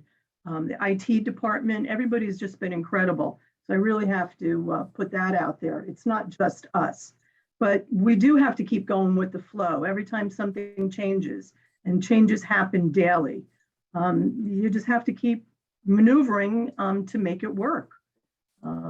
That's the goal. Hey, Stacy, due to the uncertainty and sort of the fluid nature of all of this, would it ever make sense to ask the Board of Finance to set up a contingency fund, a reserve contingency that could be there? We could then let Nancy budget for her known knowns, and have something available for these known unknowns when they happen. And then we could just on an annual basis make sure that that account was funded properly. Love that idea, Bruce. I think that's Yeah. awesome. Yeah, that's definitely a possibility we could explore, Bruce. Yeah, I would fully support that. And if that were, that's something between my department and the registrars, and we do interchange. I think that would be extremely positive for the town. Nancy, do we need to be thinking about voting technology tabulators? I'm not sure if Jim is still on right now, but that's something that we're anticipating is going to happen, probably at least a few years out from now. And we're hoping that that's something that the state will pick up the fees on. But again, we just never know. And I agree with you, Nancy. It is still a couple of years out. The state's tabulators are way out of date. They're obsolete technology. The way they keep them running is by cannibalizing old units, and we're told that new ones are in our future. The machines already exist. They're sitting there on a shelf waiting to be purchased and implemented by the state. We just don't know when it will happen, and we don't know who will be required to pay for it. So your contingency idea, Bruce, seems pretty smart to me. In the end, we're required to fund elections. We have to operate them. The state requires us to do it. And as you've noted, we don't always know what it will cost. And so a contingency fund would be a great way to plan for it. I think I saw on Russian's eBay, they have our current tabulators for sale that we can buy from them. We might need them. Classic. Well, one of the things that, we had to deal with in the 2020 was, we had to we actually used, beach and rec staff, for example, because it was a little slow there, senior center staff. And then we had to find laptops that could accommodate the systems that the state has. And so there was like we had to redeploy a lot and kind of think creatively. But so the technology, having access, like if we have to, acquire even a few more laptops, because part of the processing of a high volume of these ballots requires you to get on the state system. And then and if you got the office is focused on doing records work during the day, to be able to have other staff focus on, with a secure laptop, things like that. So there's a lot of other things in addition to voting machines that having some place to go to if we had to, if we have to, deal with this for the whether it's the one in this year, November, the statewide election, or the federal one, would be, I think, a great resource. So I would agree that the fund would be a great idea. So any more questions for Nancy? Nope. Okay, great. Thank you, Nancy. You're welcome. Have a good night, everyone. Thank you. Okay. So Youth and Family Services, right? I got it right this time? Nope. Oh, in fact, no, I'm looking at the one that was sent out at 4. Beach and rec first. Okay. I was looking at the one from 458. Oh, you know what? Sorry, That was Peggy, if the- anything, you're Scroll down. consistent. I'll just let Stacy do it. So go ahead. Okay, so beach and rec on page 192. Senior services is on page 207, and then he also has an additional budget request. Hey, everybody. So if we want to start with, we'll start with beach and rec, since that's up on the screen. Really no change in staffing. Staffing is all the same people, same staff. If we go to page 194, you'll see a pretty flat budget. Some numbers were moved around. You'll see in the dollar change over original. Some are reallocated into different buckets, but the same money. Big increase is the facility supervision line, which is sort of down at the bottom, the last quarter of the page. That's due to the increase in minimum wage coming up this year.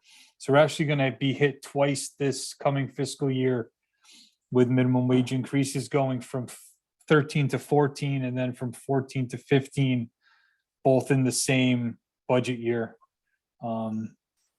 So, as other departments were saying, it's difficult to hire staff now, and getting them up to 15 straight away will allow us to recruit and keep staff on board that were trained in previous years, and be able to hire and replace people.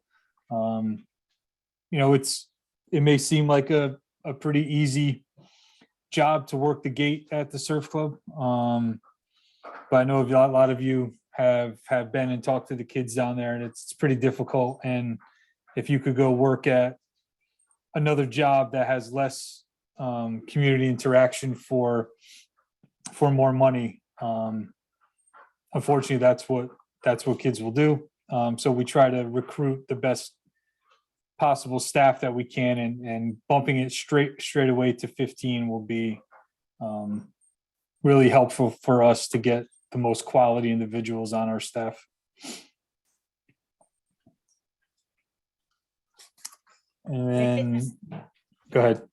No, I just want to say that I think that you've done an amazing job keeping us fully staffed, during the summer months when a lot of people were struggling.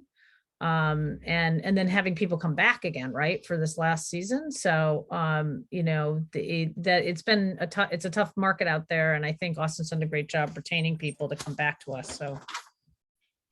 Thank you. We have some really good lead staff at our beaches that helps retain like the gate guards and the lifeguards, having that supervisory staff down there that just does an amazing job really helps us to retain the folks that we want to retain. If we want to look at the additional budget requests, so I have 3. The first one is for planned and cycled maintenance. So right now, and for as far back as you can look, we have not had an increase in that account. And that account is used for special projects like fencing, sidewalks. We were able to fix the staircase at town campus last year out of that account. And then just with the pricing of everything is going up. We're looking to bump that up another 10 grand this coming year. It'll allow us to do some of the projects that we haven't been able to do, like patching the tennis courts and fixing some of the sidewalks down by Memorial Town Hall. Just important things that sometimes get overlooked. And then the Salt Meadow Committee would like to continue their concert series to the tune of $5,000. They are going to go out and look for sponsorship. So we may not have to use all that funding. And then for Rockland Preserve, they've never had their own account to purchase things, and they are in need of new trail markers, like a polyurethane covering for the new playground up on Route 79 to extend the life of that would come out of that account, and just to spruce up the preserve at the trailheads and the entrances with flowers and just some landscaping that will make it attractive to everybody who goes there. Any thoughts? If I could just say one quick thing, I think this department has grown and the budget has not. And I think, this is another example of where we need to start. If we have these properties, more and more people are using them, we need to support what we have. And this is a great example of it. And I think, over the years, I'm going to keep saying, we keep putting things on in this department, we keep adding, we keep buying, we keep changing staffing. And I think this is something that we need to right size for the town and its quality of life. Okay, who are you? What have you done with Gene? Thanks, Just kidding, Gene. I see no difference in me. Gene, I Gene, would- I don't either. I don't see a difference in you either. Good answer, Gene. I would like to Thank echo you, what Gene Noreen. is saying to, the guys in the grounds crew and the staff in the rec department office do an amazing job and have taken on, like Gene said, we've added facilities and parks and, they just do it. And that's their attitude, and they get it done, and they do a fantastic job. And I'm proud to be able to work with them. When people talk about wanting to live in Madison, of course, schools is one of the first things they bring up, the beautiful shoreline, but it is our parks they mention second or third. And I think, if we're not taking care of them, I think it's great what's happened at Strong Field. What's wonderful, even makes that even better, was it was such a great partnership. And I hope Salt Meadow Concert Series, I hope that group goes out and gets them. It seems like they've gotten the message that we've got to form these partnerships to get through and support the projects we believe in. But thank you for this budget. And does Rockland Preserve, do we give them any money ever at all? For anything? So we do, we find it. So other things just don't get done. But they took a great amount of time to go through projects for the year that they wanted to do that they haven't done in quite some time. And, you know, they thought 5,000 would be a reasonable request. Nori, and I just want to jump in. We talked about, yes, obviously the schools and our short front and our recreation and our parks. Now, Austin, so, you know, my daughter popped in just for a second when I was in this meeting. He said, you know, make this town even better. Bruce, a hockey rink. Just throwing it out there. I'm in. And a swimming pool. Yeah, I thought you were going to say pool. I mean, that's usually what we hear all the time. But, You can go combo platter with that. Combo it up. Morse Pond is going to be frozen over again, John. So, you know, there is hockey in Madison. So multi-generational swimming tell you pool. that a couple of years ago, that would have been perfect. They're a little picky now. You know? No pressure, Austin. You know, Katie, I have to tell you, I don't know if this is true, but I was always told that when the Daniel Hand Paulson was originally planned, there was a pool included. And for some reason, the committee decided at the end not to execute it and gave that part of the money back to the town. I mean, this is back in whenever Daniel Hand was originally built on Green Hill Road. But when I hear that, I just can't believe the benefit of a pool would have been all these years for the kids. Yeah, I think we'll get Gene working on that, a pool and a rink. I like it. Yeah, I'm on it. Gene's on it. But let's get back. Do you understand that Austin's ask now doesn't seem that much after what you people want? Yeah. Exactly. I'm trying to help. Austin. Thanks, John. No problem. So if we want to jump to senior services, we stayed pretty much flat in that area except for 2 line items. So staffing is the same. Austin, I'm sorry, what page are you on? 208. 208, thanks, Stacy. So basically the only increase is printing and binding, which is our newsletter. So postage goes up at a undetermined rate pretty much every year through our bulk mailing account at the post office. So we never know what it's going to be. So I try to increase it. I take a guess based off of previous years. And so that's 500 for this year. And then the cable too, our cable and Wi-Fi goes up every year at an undetermined rate and at an unscheduled time frame. So they throw an increase on us just like they do at your home out of the blue. And it's usually just like $5 or $8 per month, but it adds up to a couple $100 a year. So that's why we put that in there. One thing I want to comment on is that, you know, I know with COVID that, you know, the senior services have not been as the senior center hasn't been open as much for public use and programming has been reduced, but really Austin and his team has been a core part of the COVID response team. And, you know, with working with Trent and with Sam, you know, we really relied on Austin's staff, you know, whether it was during the vaccines and organizing clinics and responding. I mean, they get hundreds of phone calls. When I send those messages out for COVID test kit distribution, or last year it was vaccine stuff, his phone was ringing off the hook, and they were the ones helping, you know, register people for the vaccines, his staff. And then with the COVID test kits, that a lot of that was the building and ground staff. So the whole public health response has really, you know, because Trent's got, you know, Trent and one other person in his department, a lot of it has fallen on the shoulders of Austin's department, both beach and rec as well as senior services. So I just want to highlight that, you know, even though the senior center hasn't been as active, his people have been extraordinarily busy just helping seniors deal with COVID. So I just want to give you a lot of credit for that, Austin. Thank you. Yeah, senior services is more than just the building and what goes on in there. It's the the services we provide to the over 65 population in town. And Peggy's right, whenever any of her phone calls go out, we get the contacts. Like this week in particular was how do I get my 4 free kits from the US government online. So that was a heavy hitter for us in the office.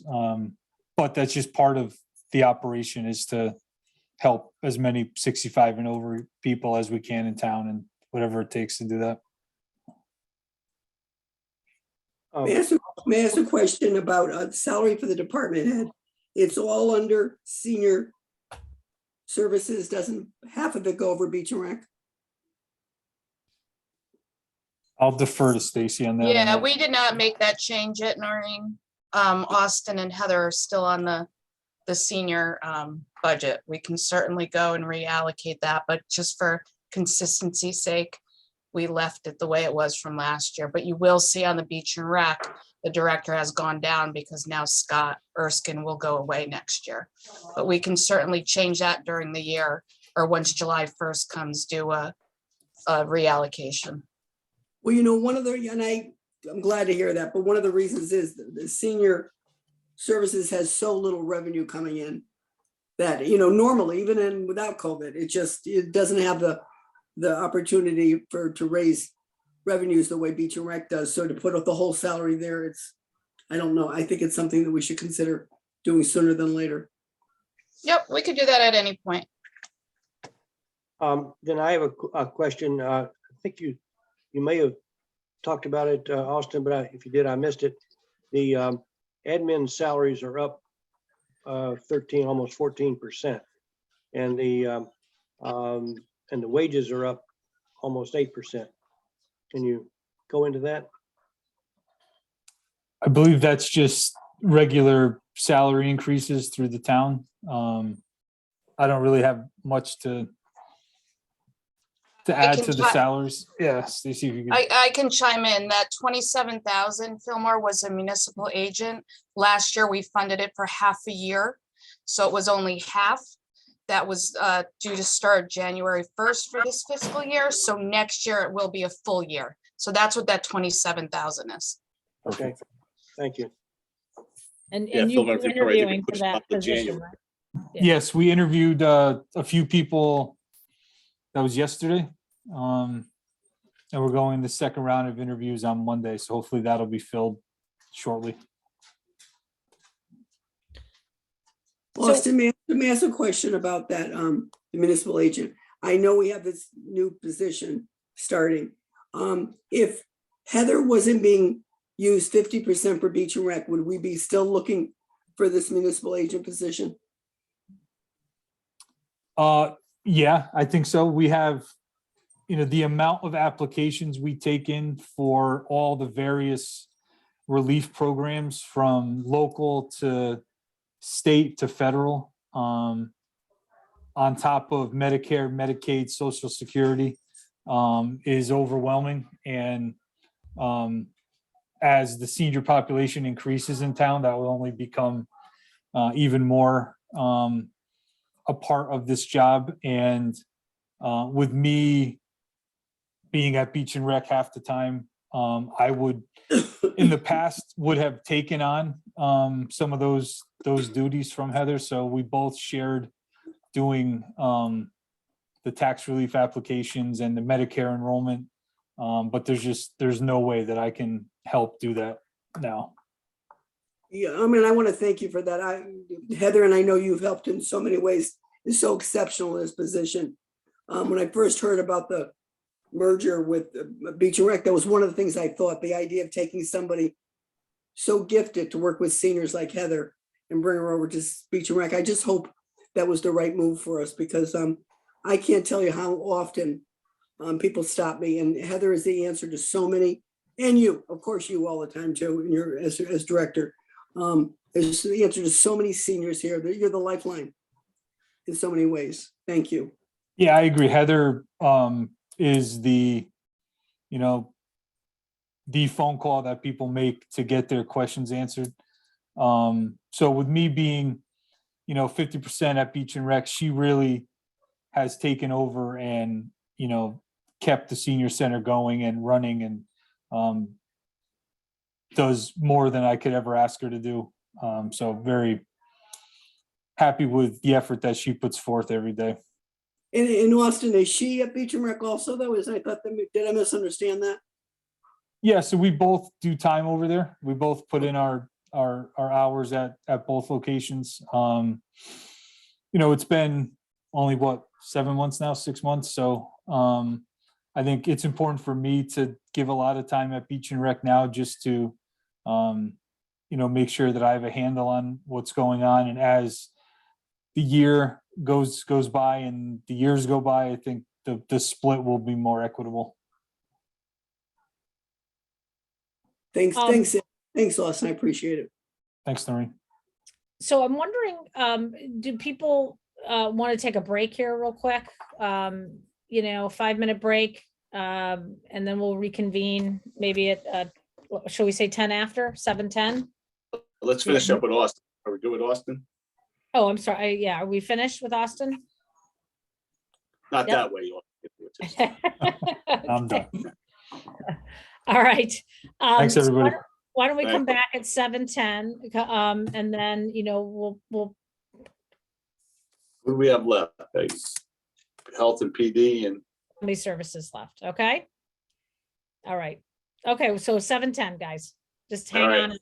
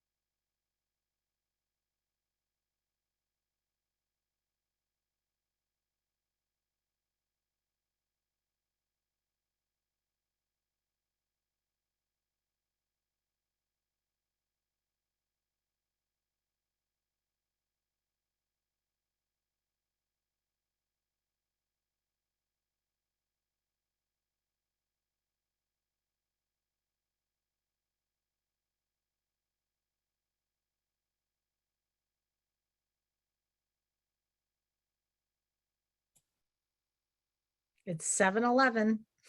I'm back. Okay. I'm here. I'm just seeing a lot of boxes, so I'm like, uh-oh. I'm here, Cindy. Okay, great. I'm here. Great. I'm here.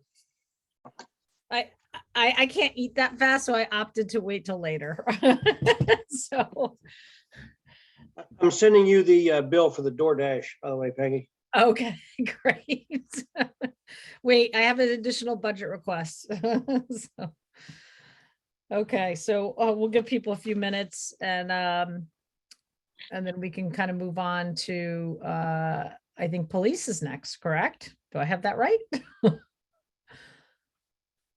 And I know okay, good.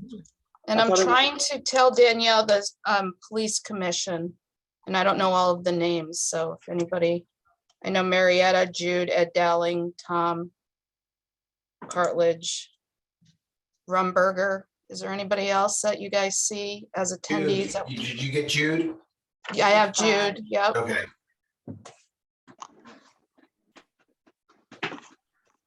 The person commission, so Oh, okay. Yeah. you're good.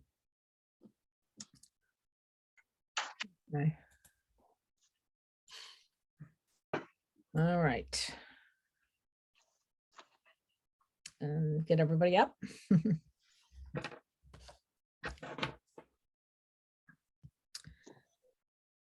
All right.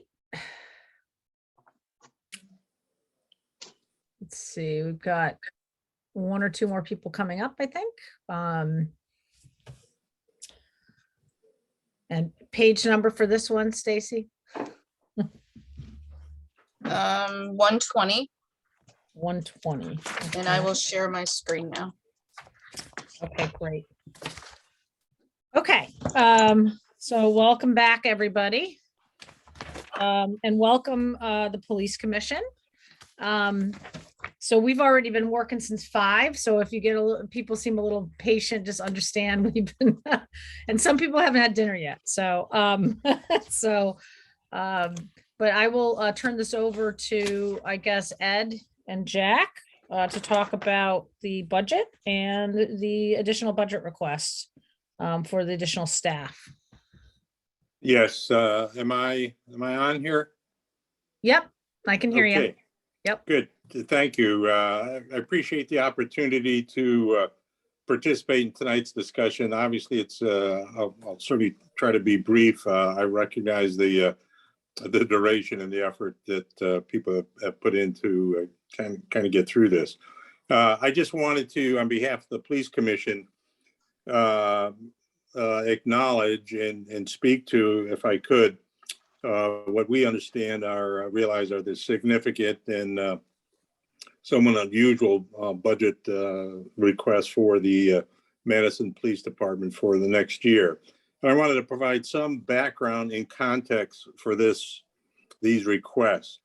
Over the last 10 months or so, we have really, as a commission, seen an extraordinarily expanded public participation in our meetings. The few months we were able to hold meetings on site, several of them we had standing room only crowd.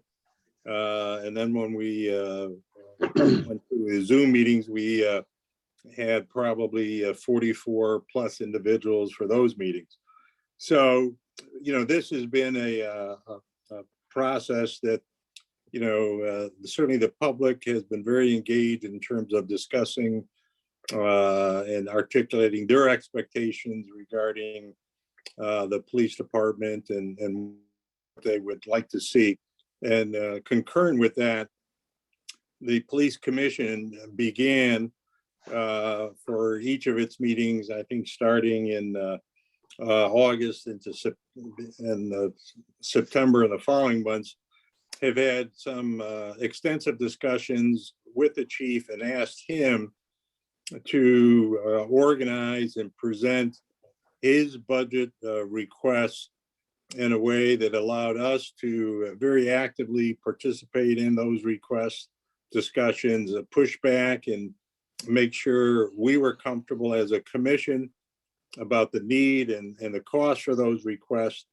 And it has been certainly a process that there is a very strong consensus on the part of the commission that these requests, although they are unusual compared to previous years, there's clear and compelling reasons for them.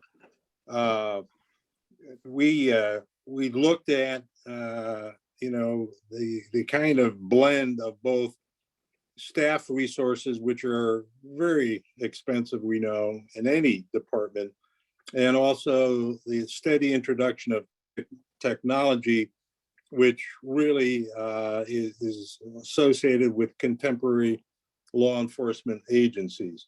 So before I turn it over to the chief to go into detail, when we looked at these requests, particularly the staff but additional patrol officer requests, we, based on these discussions, have found ourselves bouncing from month to month with many staffing crises, where 1 month, certainly this feedback we get from the chief, we're basically able to provide services close to or as expected.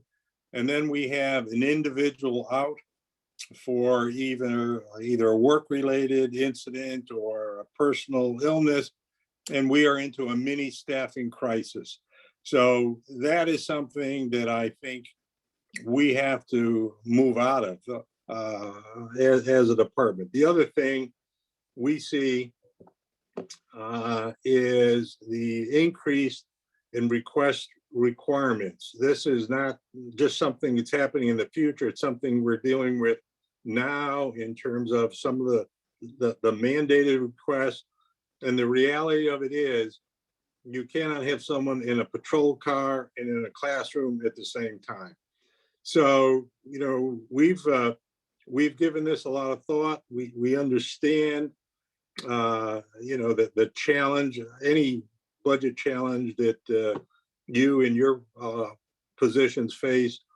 And in summary, we feel as a commission, we also have a responsibility to articulate and put forward what we think is necessary in the interest of public safety. So let me stop there and turn it over to Chief Drum to go into detail with these particular requests.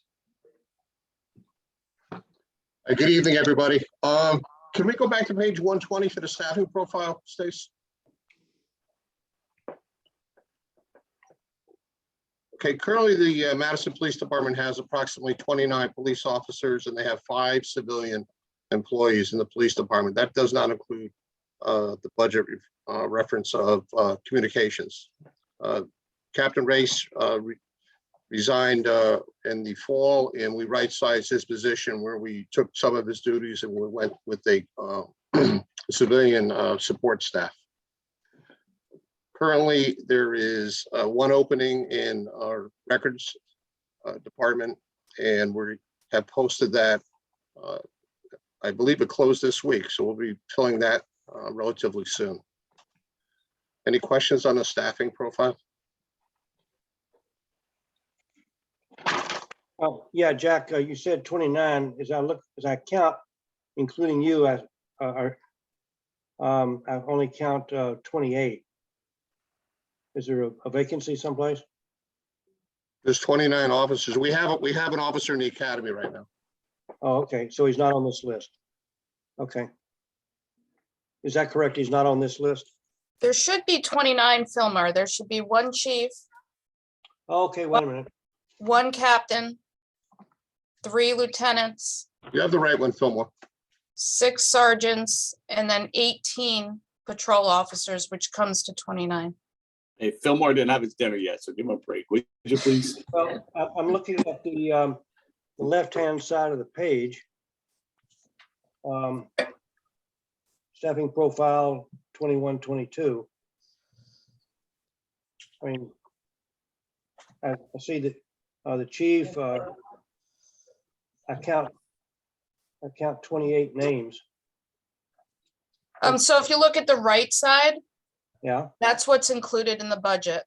The left side was what was in the budget last year. Yeah. right.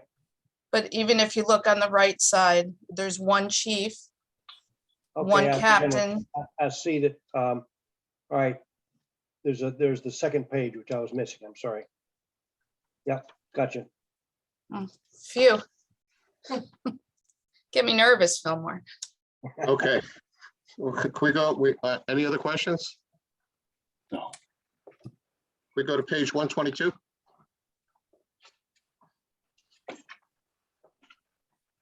Okay, this is our general budget line here. The only increases you're going to see are going to be contractual, and that's going to be for pay raises. That's designated for a split July 1st and post January 1st, 2023. Other than that, the budget's flat.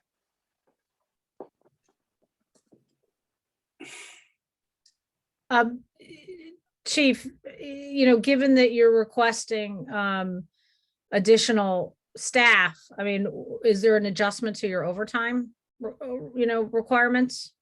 Because you're going to have 3 more officers? The increase in officers is probably going to increase the overtime line, because now I have 3, if hypothetically, let's say with each officer that we add to the agency, I now have to budget in what it costs to replace them when they take vacation time or illness or training.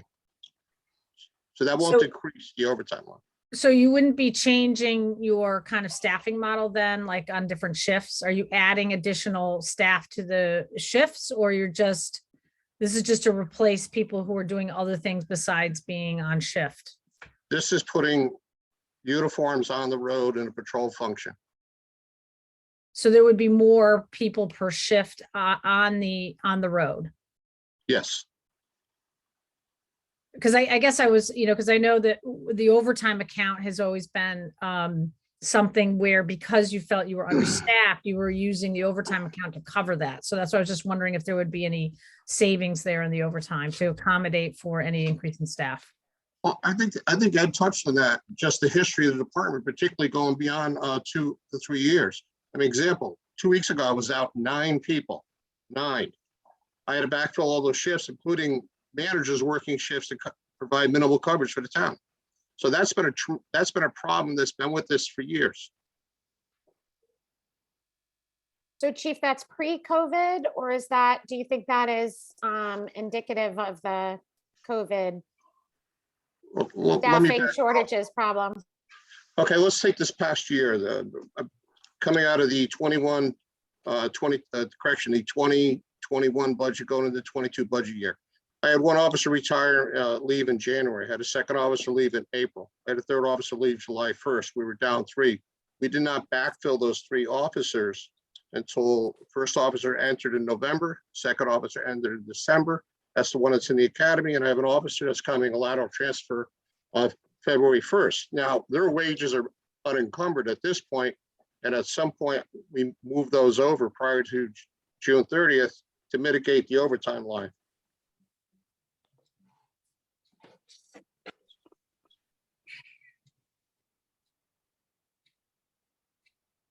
I'm waiting for the next question. Well, I guess just to follow up on that, Chief, though, is the amount of outages though higher right now? Based on what's been going on relative to sort of the average for an average year? I've seen our calls for service are up, which is interesting. I mean, we generally get about 31,000, let's say 34,000 calls for service into the 911 communications. Of those, probably 6,000 are 911 calls. Of those, you break it down, you probably have the ambulances about 2,000 calls. The fire departments are probably 1,000 and 2,000. Madison Hall is a little bit busier than NOBAD. The police, that's 1 to 2 officers put in a car and drive and go into a call, are about 11,000. It's very difficult to cover when you have 3 people on the road, sometimes 4 if you're lucky. And we've seen an increase in calls for service, particularly during this period we call COVID, because people are home. And we're getting, we have increases on medical calls. We most certainly have an increase in calls relating to people with psychotic episodes. You know, and now add the car thefts and everything else that's come our way. You know, we've heard that story before, that narrative. Chief, if I could ask a question, maybe just tell us, what would be your ideal shift? Like, what's your manpower that you would have if you had the people you needed, and then compare that to what it is now? I'm glad you asked that question. When I first You arrived, asked an open-ended question. we did the needs assessment on the town. Most of you have served in multiple boards in the town, and some of you were on boards when I made that assessment. We did it in great detail and showed how the magic number for the town of Madison was 32. That was based on analysis of the population, the crime trends at that time, table 78 of the FBI, what we report. So as I try to mitigate my way, or correction, navigate my way through this with the various boards, I was asked repeatedly by different people from different sides to say, Chief, can you do it out, or could you do one a year for the next 5 years? Okay, well, that was 12 years ago, 10 years ago, 8 years ago. We're still doing what we're doing. You know, I never want to say surrender. We'll make it happen. I work New Year's Eve, we're short. We're going to do what we have to do to make it work, but that's not the way to do it. Yeah, no, my question was more specific. Let's, I guess the magic number is 32. Is that patrol officers, or, yeah, that's total. So if I had 32 officers. Yeah, I'm talking about pick a shift. Is it a sergeant plus 3 patrol officers? Is it, you know, I'm asking about a specific shift. I would love to operate every shift. Yeah. Midnights with 3 officers on the road and 1 supervisor. Sometimes at midnights, 2 cops is too many. Sometimes at midnights, 20 cops isn't enough. It depends on when an event occurs. On the evening shift, which is busier, day shift, most certainly than the summer, I'd rather have 5 and 6 on the road with a sergeant to accommodate all the requests we get from the citizens of the town to help them, whether it be for a call for service, or can we put officers here, if we put officers support the various organizations in town, or can we support, you know, various functions that are going on in town. You know what, we've been very fortunate and very lucky.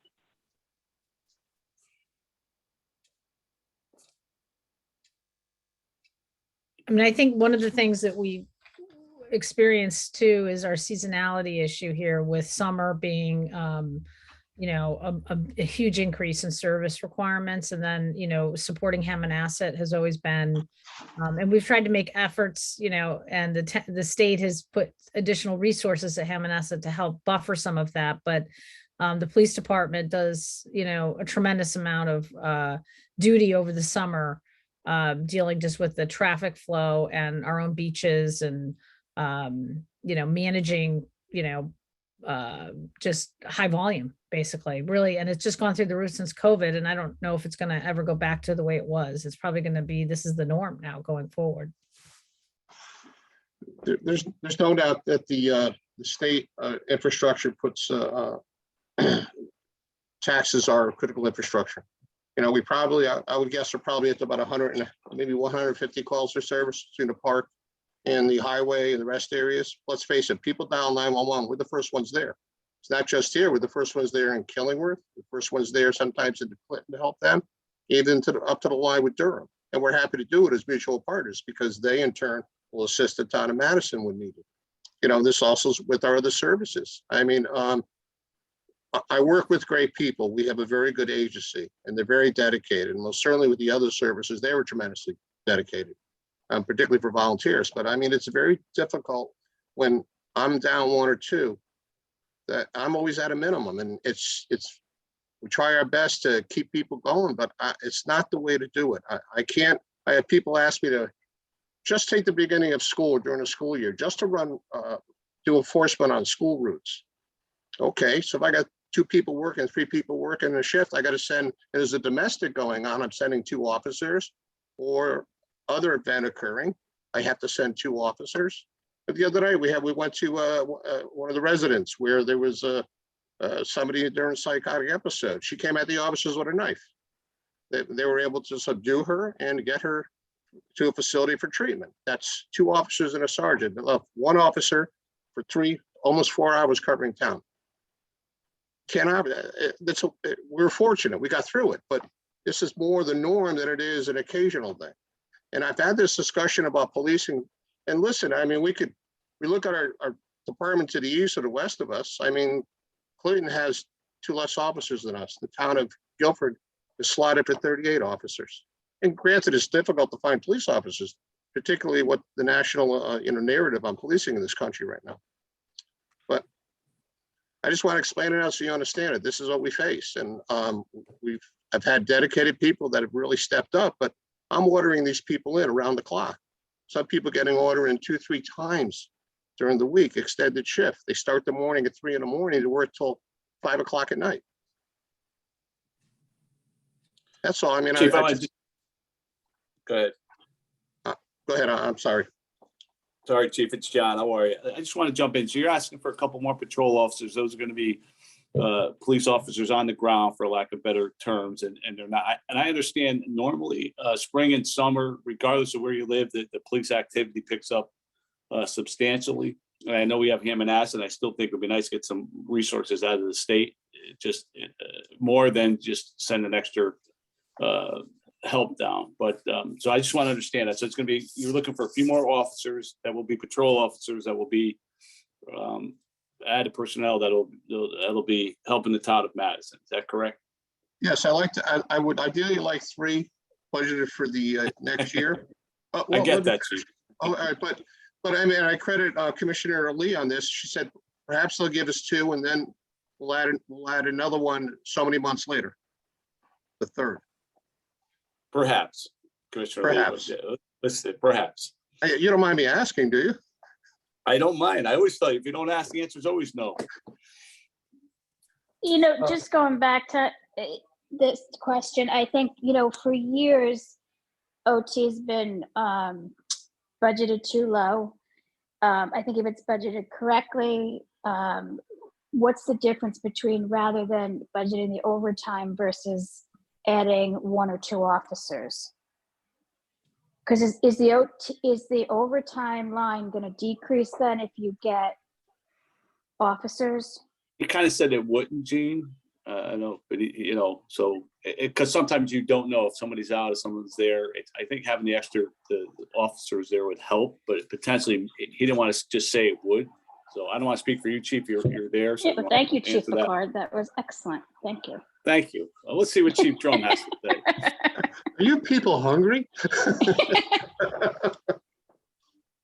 Hey, we're not used to these 2.5-hour meetings, just so you know. Yeah, no, I would say it's not, but here's the thing, going back to,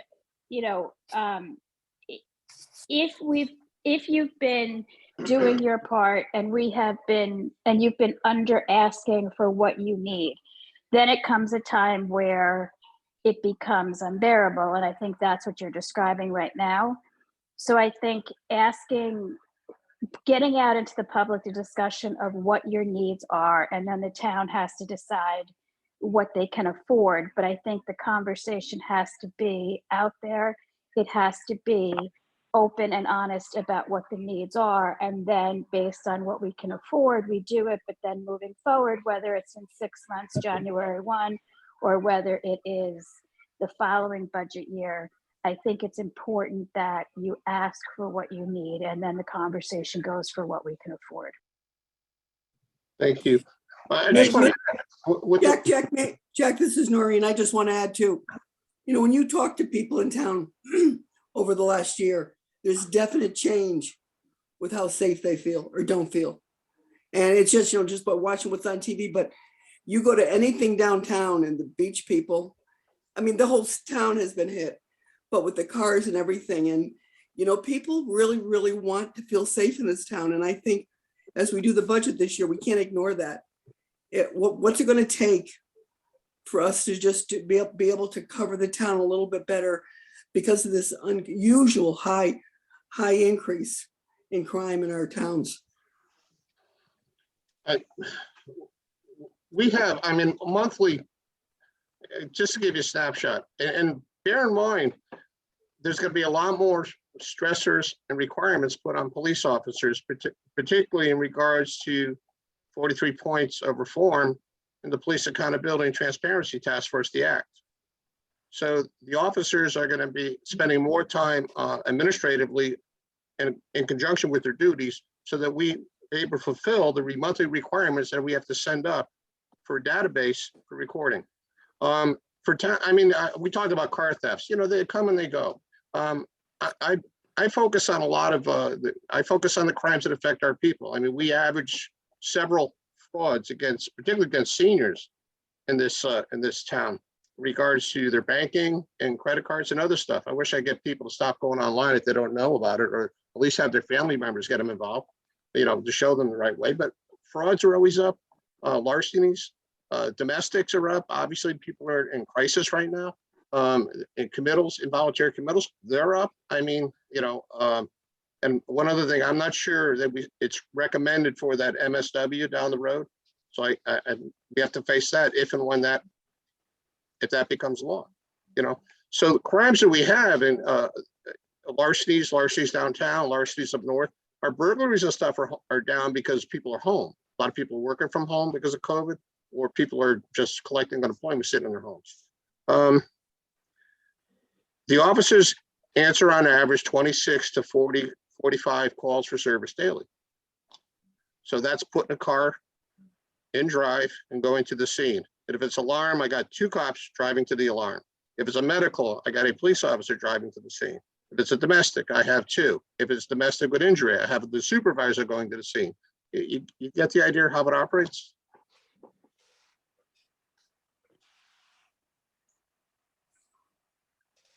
Okay. Oh, go ahead, Fillmore.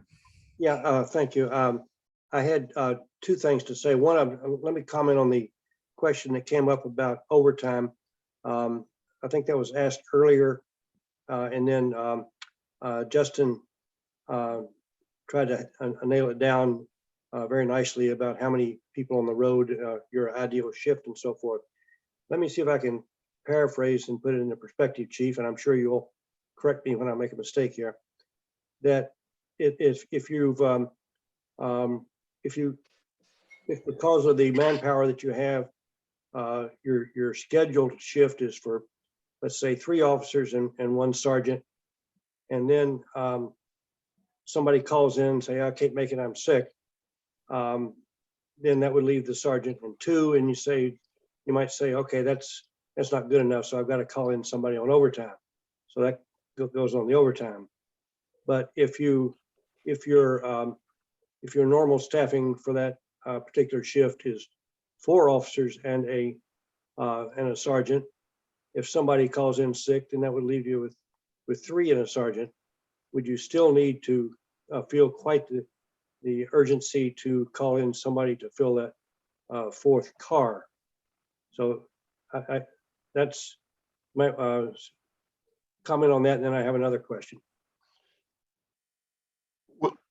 We'd like to run with 3 or 4 officers and a sergeant ideally.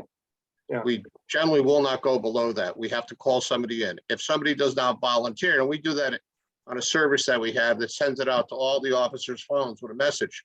And if somebody doesn't call in, then we go to a list and we order them in. Okay. We generally order 2 to 3 a weekend on average. Mhm. So that's where that our overtime number is. And people get sick, people want to use their vacation days, they're not allowed to carry them over, with the exception up to 5 days every July 1st. They have comp time that's in the contract. Once again, they're not allowed to carry it over for a certain period of time. They have to use it. There's training involved, those that have to go in person. That involves backfilling the shift. I try to run 1 officer up north, 1 down south, 1 in the central with the sergeant. Yeah. Okay. And I guess what I was suggesting was that if I hear correctly, that if your scheduled shift is for 3 plus a sergeant, and 1 calls in sick, yeah, then you got to call somebody in to cover it on overtime. But if your schedule is for 4, somebody calls in, then you might not necessarily call somebody in, so the overtime budget would not be hit quite so hard. So maybe there would be a reduction in your overtime expense if you were up all the people you wanted. If I had the slots and I knew that I would definitely have those slots for a period of time, I guess I could reflect and do an analysis and show you if there was a savings or an increase. right. You and I had this conversation multiple times, Fillmore. You and I talked about the 32. We talked about that when you're first selectman. Yeah. We talked about how to fill it. Yeah. Okay. I have another question. This might be for Stacy. I'm looking at the on page 268, the add-ons where he's asking for the extra 3 people, and he talks about the numbers that are here are for 424,000, but then you net out several of the benefits to bring it down to 271. So I'm guessing that let's say if we approved the chief for 3 more people and gave him another 271, then that means that these other 4 benefit lines would have to go up by that 150. Is that right, Stace? Yeah. Yeah, so typically, Fillmore, we don't, when we add a new full-time employee, we don't take the benefits into account, especially the health insurance, which is the biggest number. That's about $28,000 per full-time employee, just because we're self-insured and our budget for the upcoming year is based on historical claims. So that will not come into play until a year from now. So we'll not hit this upcoming budget because it was based on historical claims. Now, saying that, if we had 10 new employees, we probably would want to bump that up a little bit, just knowing that. But typically, we don't include those benefits when we ask for a new full-time employee. So I wanted to be consistent, because for other positions, we don't include that. However, kudos to Chief Drum for being completely transparent with his proposal. I think this would be something I'd like to see in the future from every staffing ask, to see what the downrange implications are. So thank you, Chief. I just want to add to that. I'm not sure where we're at now, Stacy. I think we're 10 plus that do not take benefits. They take the opt-out of 42 to 4,800. Yeah, I don't know that number, but yeah, Jack, I think that's a common theme among your So I mean, department. we're talking, okay, so we're talking 200 grand a year that we don't charge, does not go to HR. That having laterals that have insurance from a previous job, or perhaps their wife or their husband is in some sort of employment where it provides the medical. I mean, that's been 10 years plus, Fillmore. So I mean, I understand. I mean, HR, that's the benefits are expensive, but we've done a lot to mitigate that, particularly when we select the lateral transfers. Yes, you've been very good at that, Chief. Listen, I've tried to be the team player, and I know that I appreciate people recognizing we've always done more with less. We've always, when people have asked me, Jack, can you let that go this year? I've done that. We've done that. My commission, has concurred with me. Okay. But I mean, looking at where we're at now and what we're facing, I got to put more people in the department. It's going to be real difficult. And as we progress past July 1st and October with the different mandates put on us, it's going to be more difficult. And then to hire people to take the job, we generally get 1,800 people that apply in a quarter for the region. We had 18 apply. So I'm thinking, we still have 2 other departments to go through, and I know that, there's an opportunity, obviously, as each board does their, deliberations and discussions, that they can have the chief come back, follow up with more questions and things like that. So I'm just thinking maybe for interest of time, because I'm sure people have some more questions. This was obviously the biggest ask that we had tonight, so we need to absorb it a little bit, and then we can always, each board can then kind of dig into deeper if there's any other questions. Chief, you want to say one last thing? Just what, do you want me to explain the last 2 that are on there, the cameras and the speed signs? Yeah, if you want to do that quickly, and I did, yes, go ahead. Okay. All right, well, before the speed signs we've had multiple, almost every meeting, somebody requests that we have some sort of study for traffic enforcement within their neighborhoods. And this is more and more as people are staying home and they're taking walks and everything else, and they're noticing speed is up. So I've worked in the past with our public works, but they also have their jobs they have to do, and they have a limited budget of what they could spend the money on. I have paid for some of these items in the past out of our budget. It was not budgeted. I put off something else to accommodate it, just to bring closure to the people that continually come to the meetings and want us to do something about it. The speed signs, they're force multiplier in some respects. I think those of you have seen the signs on Route 1, they get people to slow down. We've seen that. So I'm looking to get additional signs installed at critical areas in the town where it could help with that. The second one has to do with cameras. A lot of the communities in Connecticut post thefts are going to these cameras, same company that I received the quote from, state bid, national bid. And what they're doing is they're having the cameras put in critical areas that record. They transmit back to dispatch. They can, through the firewall, go to the cars on their MDTs. And essentially, this is a lease. It's annual. And what they do is they maintain everything. They install, they service, they put it in their cloud. Our access is granted. They need repairs. They take care of it. It's all in for the cost. That's it on my request for the additional request for the police budget. Communications is flat except for contractual increases, and my animal control is flat except for contractual increases. That was quick. Yeah, could I just ask that last thing with the cameras? Is that on town property that you talk about the infrastructure? Is this town, or is this something that private property owners already do? No, this is downtown property. Example, I'd have one on each end of Route 1 covering downtown, one going east-west, west and east with the 360 degrees. They tilt, pan, zoom, they record. Okay, if we have an incident, they could bring it up right away.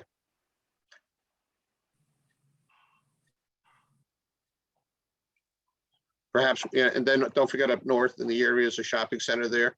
Also the circle, by the schools. The town's infrastructure.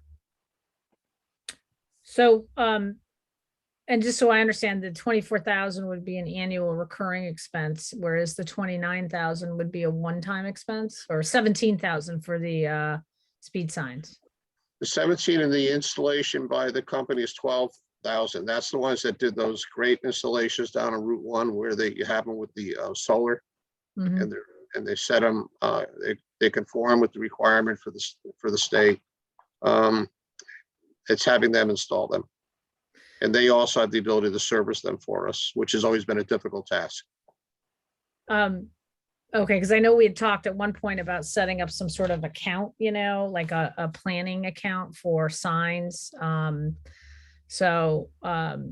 I guess this is basically because you've done some already. So this would be kind of adding to the inventory, so to speak, right? And this would be kind of you're going to have to get on a replacement cycle and everything else with these things, I would assume.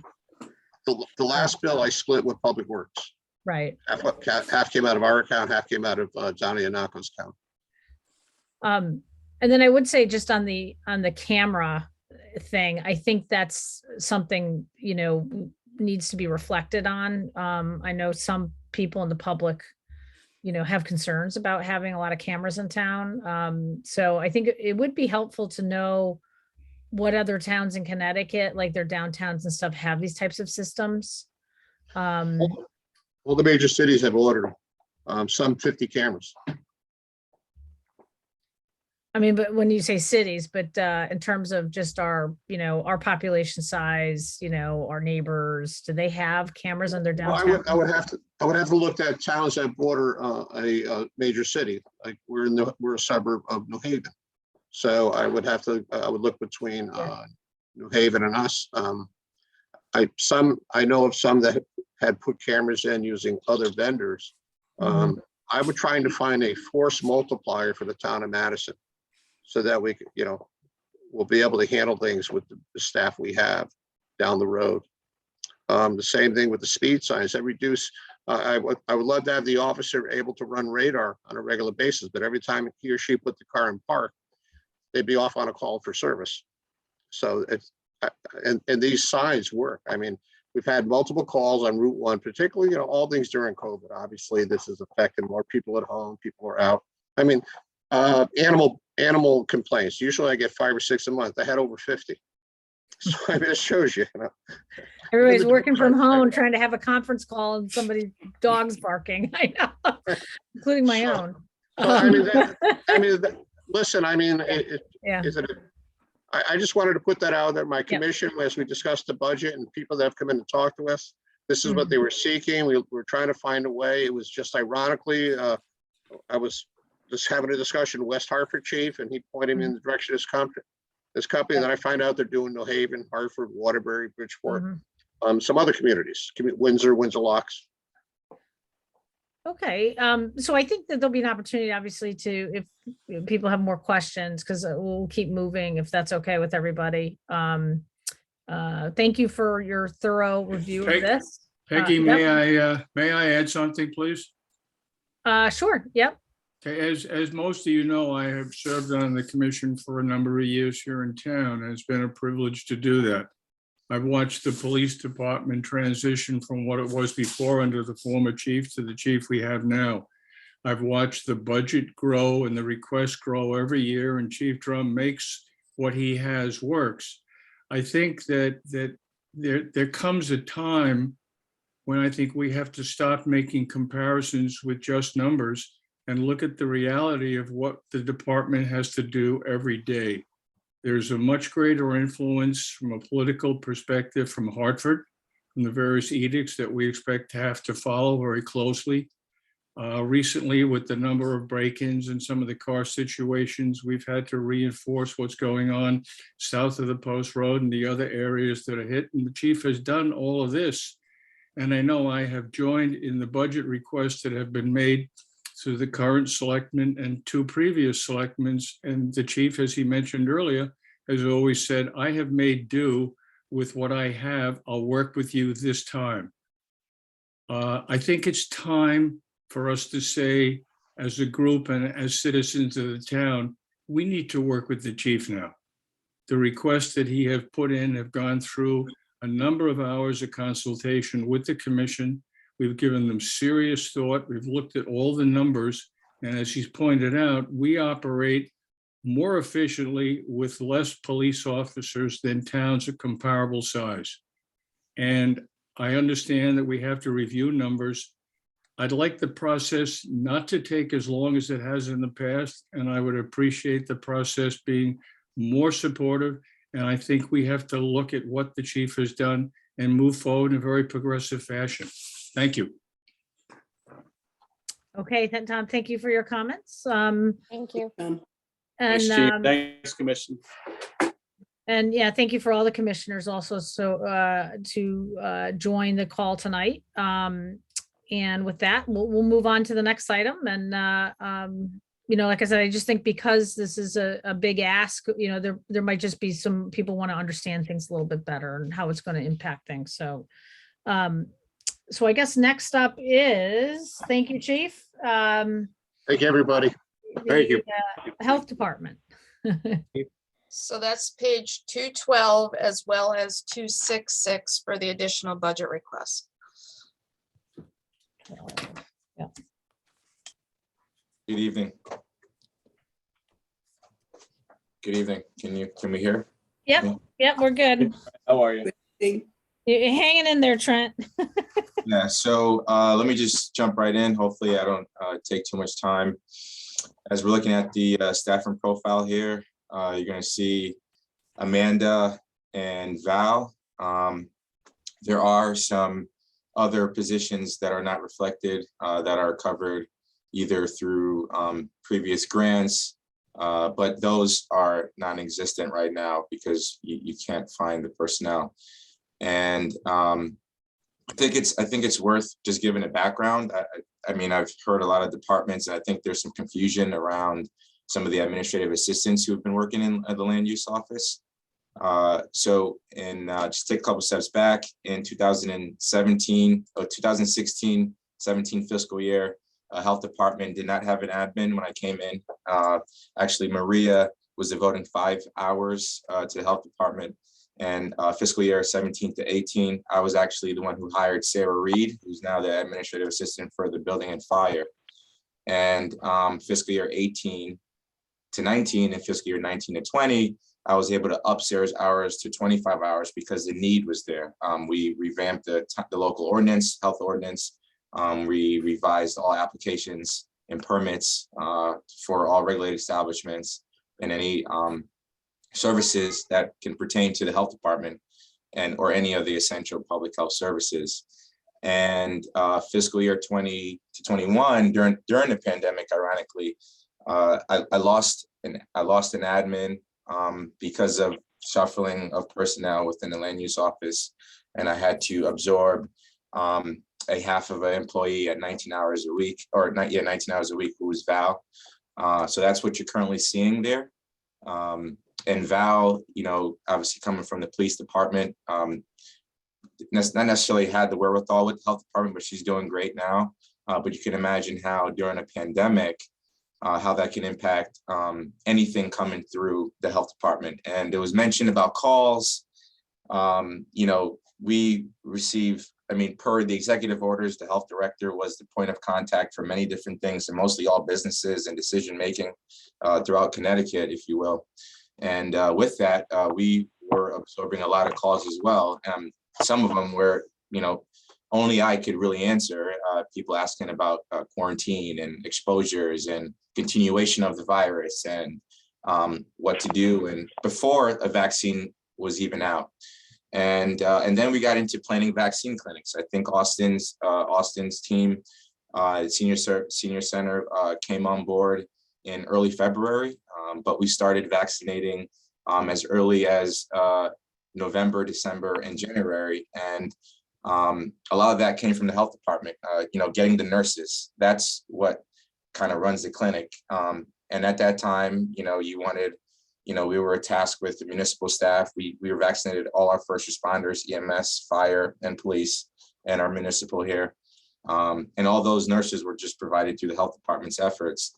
And that was a challenge, not having a nurse on staff. I'm not able to share my screen, but I was prepared with a report of showing of comparable towns who actually have not only an MD, but an RN on staff for the health department. And these are comparable towns to Madison, to name a few: Trumbull, Guilford. Guilford doesn't have an MD or RN, but Darien, Brookfield, New Canaan, Wilton, Orange, New Fairfield. We're very unique, Madison. A lot of those towns aren't on septic. And I think that brings me to my next topic, being 100% sewer avoidance. Just like the building department, the health and the building department go hand in hand when it comes to building land development, if you will. Prior to a building being proposed on any property, you have to have feasibility for septic. And then, you know, then the zoning and everything gets involved. Give you a quick background. I did not I absorbed all of the COVID response. And with that, I had to have Amanda's a sanitarian. I had to split the responsibility of both the field work that we were being inundated with versus all COVID response. COVID response being contact tracing, sent up to clinics, helping Austin's team once those sectors were issued by the governor and allowing 75 and older, 65 and older, 55 and older to be vaccinated, and getting those vaccine in hand was also a push by the health department because we, at a point, were a vaccine desert along the shoreline, if we all remember. So 49 bedrooms on Wall Street, 9 units on General's Residence, 25 homes on Bayberry, becoming 14 homes on Markham's Place. All that is development, and that requires field work, soil testing, plan reviews, you know, returning back to the field to investigate and, you know, reassure that the soil strata is adequate for feasible septic with those design flows. So you can imagine why, you know, I'm proposing to have more boots to ground. The health department, we have been operating on fumes and very lean staff. I have information in terms of comparable towns that have at least 2 inspectors. There's not a health department with our population that doesn't have at least 2 sanitarians aside from the director of health right now. And we are in need. And in terms of health staff, like finding a nurse, I used to have Ruth Duana, who was a Madison resident. She's no longer here. She moved to Florida, she sold her house from Madison. I was able to have her as a non-employee. I had health educators in the past as a non-employee. And we don't have that anymore. So right now we got to focus on the backlog that we have. We have about 87 septic permits in. We have about 12 plan reviews in. We have 24 soil testing applications in. You can imagine why, I can't be the guy in the field anymore, and Amanda can't do it all either. So we definitely need more boots to ground. And it may not be an easy position to fill, as the public sector is hard. But I know that I guess just from my previous, just with being a professor, I have a couple people who are interested in entering the field of environmental health, who have a bachelor's in science and who are qualified, who will be qualified to be at least a sanitarian 1 or a health inspector to help us out. So that is the long and short of it. Okay, Trent, that was a very thorough overview. And so I don't know if maybe I just want to comment on the administrative piece of this. Last year we had the land use department had a full-time administrative person who retired, and that was Mary Mowbray. And then basically Dave left, and then Dave left. Yeah, and Dave, and right. So there was kind of really a short staffed situation in land use, and Maria, who had been working with Trent part of the time, was in the process of getting some certifications, I think, for the land use office. And the idea was to transition her into land use as dedicated to land use. So that left Trent with no administrative support. And so that's when we started to be creative. It's not in the budget for this additional clerical support. So we're going to tap into American Rescue Plan funds as a short-term fix. But we talked about with the board that beyond the 1 year, we would need to come to the budgeting process for that. And so that, if you look at all the administrative support for those departments, we're actually, even with adding this, we would still be down, I think, a half a FTE overall, because we had somebody leave that was a full-time employee, and then we've just added Val, who is a part-time employee. So this would just be rolling her into the budget. We were down 1, now we would be down half a person. And I think that his department does have to have clerical support, because you now have Sarah, who is, dedicated to fire marshal and building, and they're looking to get some additional hours out of her because of the increase in activity. And then you have Maria is now dedicated to land use. And that department, obviously, with the addition of the environmental planner, is going to be a further demand on the support, administrative support and land use. So that kind of is, because I know like some of you weren't involved last year when we had the conversation about the American Rescue Plan funds, and that was kind of a bridge, because a lot of what that administrative support is doing is fielding phone calls and dealing with COVID testing. How do I get my COVID test kit? Dealing with a lot of that stuff, and also managing kind of the day-to-day kind of calls that come into the health department for, septic and things like that. Yeah, calls are also stem from the schools, both private and public. When somebody is told that their daughter or son has to quarantine, and maybe the words from Craig doesn't really get through to them, they're calling me to figure out why their son or daughter is in quarantine. So there's been a lot of overlap, even with Board of Ed, in response to some of the school side stuff as well. And your regular town exposures, when a restaurant or business have an exposure and they don't know that the information is accessible to them via the CDC website, they're also calling the health department as well. I mean, we're even, so that's kind of how it's been essentially for me, which is why, the field work, I also need some more boots to ground. The contractors will let you know, they're aware of it. The septic guys around town, the builders, they know that there is a need for another person, and it's going to take time to get that person ready. But I've gotten Amanda ready and certified in decent amount of time. I'm sure that anybody who comes on board for the town will do the same. And I think it's worth expressing that this is for the town. And, you know, we have a lot of developments coming, still pending. And, you know, I would like to keep that building process. That building permit issuance is contingent on health department approval.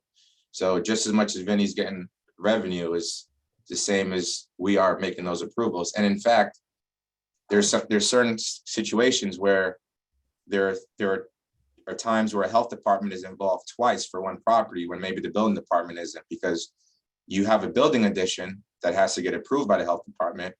So Vinny's doing the inspection for the building addition. Okay, but they also may need to upgrade their septic system. So now there's two reviews that we're reviewing both the building plans and its implication for the septic system and how the septic system can accommodate that. So we have to go out there and do testing and then final inspection per the new installation, if you will. So we're the health department during a pandemic, and we're running on fumes. We need the help. Right, just assuming that, you know, we get beyond the pandemic, is your expectation that, you know, some of the time that's being spent on, you know, the calls from students or parents and some of the situations you just inferred, you know, it is the expectation that maybe you could move you or your team could move back to doing some of the other things that maybe you're not having time to do though because of the pandemic and are distracted because of it? That's a good question. That's a good question, Scott. You know, I asked the commissioner today about when is Connecticut going to get ready for endemic phases, right, of the pandemic. And it's not going to be anytime relatively soon. I mean, there's going to be another variant and possibly another variant. And that doesn't mean that the endemic stage isn't coming or isn't forthcoming, but, you know, we're slowly going to start to see changes, and it's going to be here. It's going to be seasonal vaccination. They may come out with an updated vaccine, right? Per whatever mRNA vaccine you received. But COVID is going to be living with us just like the flu. And there's a lot of other places and facilities that I didn't mention, like our nursing homes who took a big hit. You know, I had to tap in with them every time there was an exposure. I mean, Christ, I was delivering PPE to them in 2020. And there's a lot to explain, but in terms of the field work and there's never going to be a way to catch up. Not the way it is. I mean, restaurants have to get inspected routinely 4 times to 3 times a year. We have bathing water sampling. You know, I would hope so, but we would need the help. I know we would need the help. Thanks. Yeah. Thanks, Trent. Okay, any other questions? Once again, if there's more, you know, information or people want, there'll be an opportunity later to reach out to the department. So thank you for your thorough discussion, Trent. You're welcome. Thank you guys. And you know, I think you're getting, we're at the end here. We got one last one, Scott Cochran, to bring us home, Scott. Okay. All right, Scott. Good night, everyone. All right. Thanks, Trent. Thank you, Trent. So we're on page 200, and then the additional budget request is on page 270.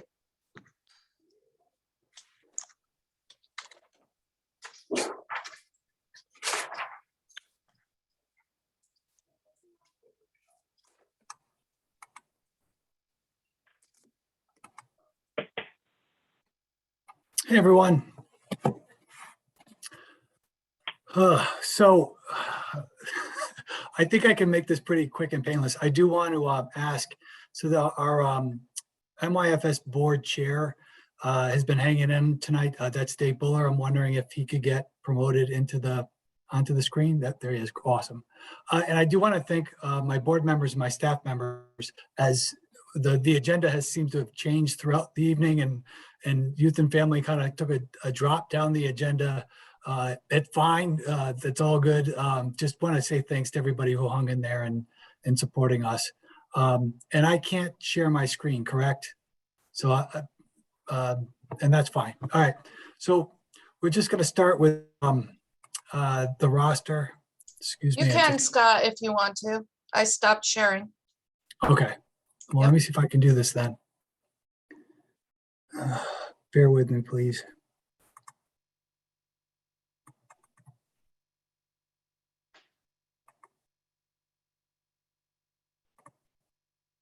So look, this is just easier for me to walk you through this way. We do have a roster on there. There's no changes to the roster. Can everybody see my screen? I can't Yes. see you. Okay, thank you. So, and our additional requests, it's important that you understand what those positions are and what they do. They're not typical municipal positions. So I promise you this is going to be as quick and painless as I can make it, but I do need to walk you through some things, okay? So this is just a picture of our building. Youth and Family Services is comprised of a division of prevention and youth development, our clinical services, and our community support. This is a look at our organizational chart. The additional requests are centered around our clinical operation. That's that line in that grouping in the middle. It's important for you to know a little bit about our clinical services. So we have a model that was looked at very closely. If for some of you who've been on the Board of Finance for a while, I did make a request. One of these additional requests I'm making again that I made a couple of years ago. And there was a study that was recommended and implemented, and that happened during 2020. That, if you've never had a chance to look at that or read that, it was very supportive of the model that we use. And in particular, for what we do, which is providing clinical services for youth and families that really is emphasizing the accessibility and affordability that were deeply rooted in the school and the community, that we've developed our clinical services around a third-party billing system. So that allows us to collect a good deal of revenue to help offset our costs. More importantly to us, it allows families to use their own insurances and their in-network benefits. And for the families where even they have a large copay or they have a deductible, we can still use a flexible fee schedule in order to accommodate them. So we're more geared towards the accessibility and the affordability that we can collect revenue, and that helps us to be more efficient and affordable for the town is also great. Just to let you know, last year, in terms of our clinical revenue, that was around $84,000. Based on our numbers so far this year, we're going to likely exceed $100,000, and that goes back to the town to offset costs. Our budget highlights, I mean, our operational budget's pretty boring. It's level. We did reallocate from some areas where we no longer saw as much need. Mileage, we're not going as many places. Training budget, overtime for changes that we've made in some of our program. It's important for you to know the emphasis this year, and I think some of this came out in the police report as well as public health. We are in a mental health crisis. We clearly see incredible increases in depression, anxiety, and eating disorders. We're doing a lot on suicide awareness, working very hard to address things that are coming up for gender violence and harassment, a lot of social service outreach, and some concerning substance abuse trends. Come on. Getting into our additional requests, you'll see in our budget that we're asking for we have two of them. The first one is around our school-based clinician positions. So we're asking for $97,000. That money is going towards some changes that we want in these positions. First thing that you need to understand, we have two school-based clinicians. One is Erin Corbett. She's stationed at the high school. Taylor Scalia is stationed at Polson. There are some, these are the same positions, but some really stark differences in how they're set up. For example, Erin is full-time, full year and salary. Taylor is full-time during the school year, and she is an hourly town employee. I could tell you why that is, but that's not relevant really for this evening. We would like to make those two positions structured the same. They are also graded right now at grade 8, and we'd like to have them bumped up to grade 9 for licensed clinicians. So they are both currently licensed. The reason why they were graded at grade 8, that happened a number of years ago. We had a family therapist position that required licensure that was graded out at 9. And since we would hire new people without a license, with the agreement they would get it, they bumped that down to a grade 8. So essentially, we just want to create a system where you'd have a grade 8 for someone who comes in as a non-licensed clinician and a grade 9 once they become licensed. We have that precedent with that previous family therapist position. That change was supported by that study that I mentioned before. And it's important for you to know that when we have a licensed staff, they're more experienced, they're more skilled, and they're billable. We can collect revenue for them. The other piece to this is that we want to extend that Polson position into a full-time, full-year position. That would help us with a continuity of workflow for her. We did extend her last summer. We used some recovery grant money to extend her last summer, and it was just a huge difference. We have a much greater increase in need for summer programming, including clinical groups. And the value for these school-based clinicians, these are people that are providing, in some cases, formal school-based counseling, but also a ton of outreach. This having our clinicians at the schools allows for students to access them on their own. In addition to the counseling, our school-based clinicians, they run and facilitate multiple groups. They do classroom presentations, they do crisis outreach, they do case management. On the number side and the revenue side, they'll also carry cases in our outpatient clinic. So with the schools, they don't collect any fees. We don't collect fees for that. That's free. In our outpatient clinic, that's where Aaron and Taylor will carry, a very small caseload, but that does mean that they then collect some revenue for those cases when they're doing that. Important for you to know too, that since in Aaron Corbett's case, she's an MSW, when we take in our interns, we have to match them with the same discipline. So Aaron has so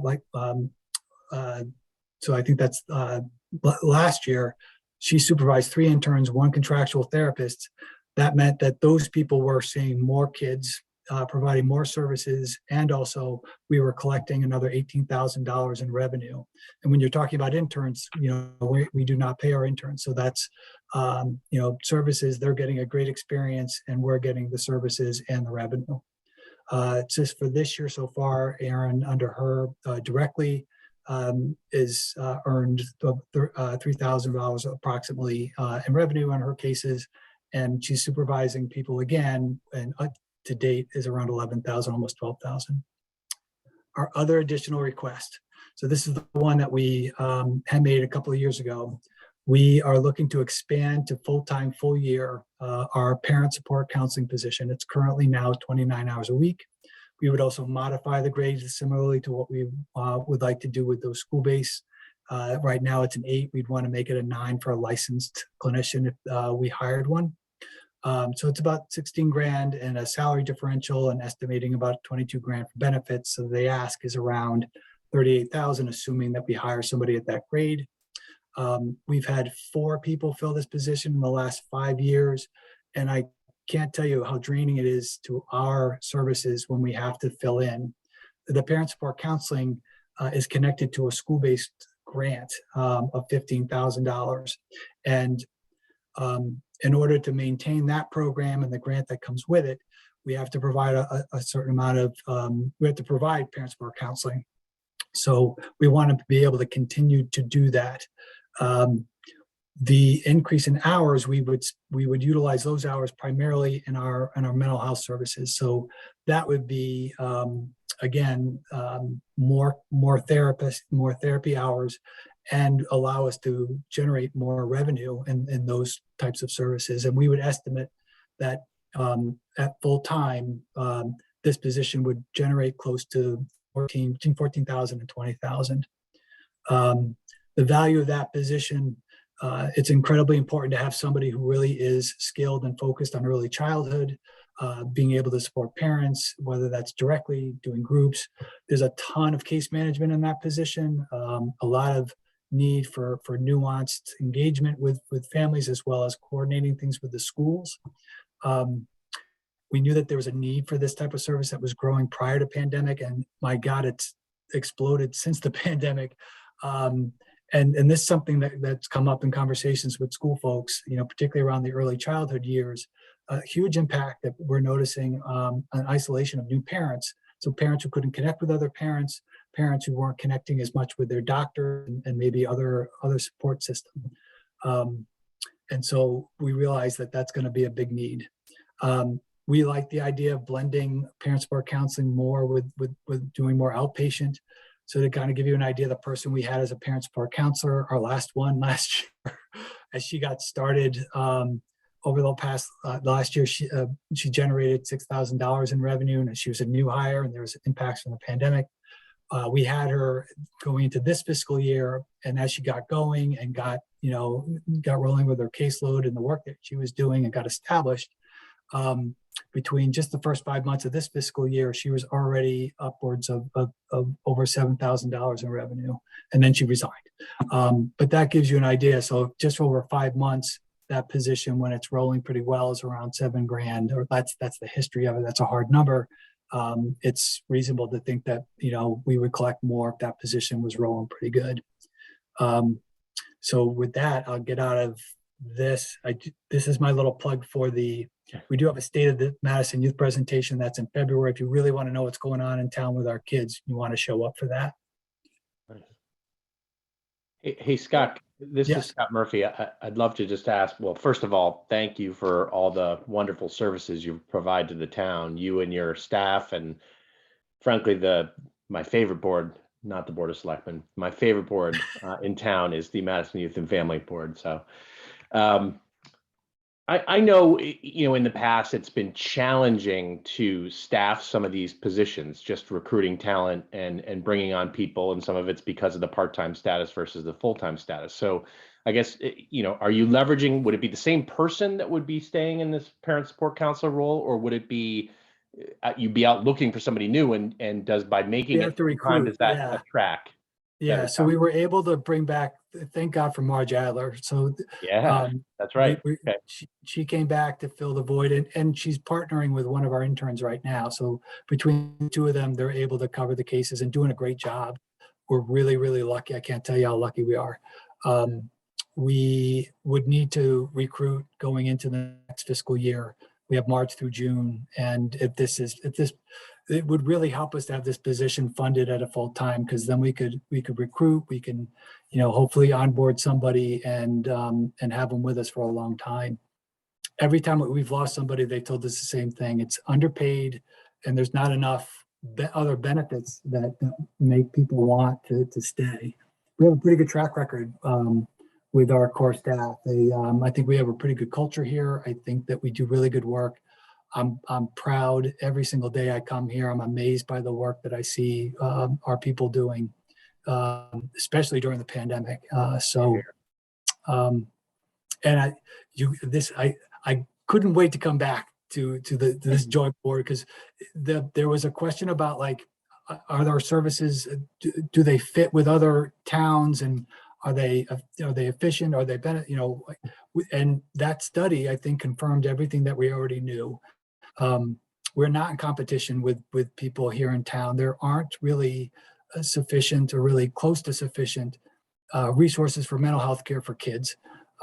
It's a skill set, it's an attitude, it's time and energy. You can't handle mental health care, for kids as you would for adults. And there's just not enough of it, and it's not affordable and not accessible unless you have something like we have. Guilford has the same thing. Clinton has the same thing. Right. Scott, I just want to thank you and Mr. Buller for being here tonight, working in pediatric healthcare and knowing the crisis that we're all in. I think, Jean said it earlier before, sometimes it's not about dollars, it's about what's right. And the work that you all are doing now more than ever is the right work. And we're so grateful for everything that you contribute to our community. So I just want to thank you. Thanks, Katie. I appreciate that. If I may, I just want to add that, Scott has, and his budget request has the support of the board, and as you've heard so many times tonight, this need exists regardless of what's happening in the world. But given the pandemic, that's just exacerbated the situations in so many of the organizations in this town. But Youth and Family Services has taken a lot of that in terms of demand. And we are very fortunate to have such a dedicated organization as Scott's organization. Scott, could I ask you? Go for it, Fillmore, waiting. He even raises his hand. Love too. my Very Fillmore. polite. I love it. Go for it. Scott, I wonder if you could, it was a very nice presentation. I wonder if you could forward us those spreadsheets or that presentation. You want do you want the study as well, Fillmore? Yes. Yep, okay. Is it a 100-page study or what? It is, it's about 70 pages. I think we'll just take your presentation. Listen, listen, if you dare, it's on our webpage. Okay. Just send us 50 pages. I'll send you I will send you He'll read it tonight. Any Nice other? job. Now you can lower your hand, Fillmore.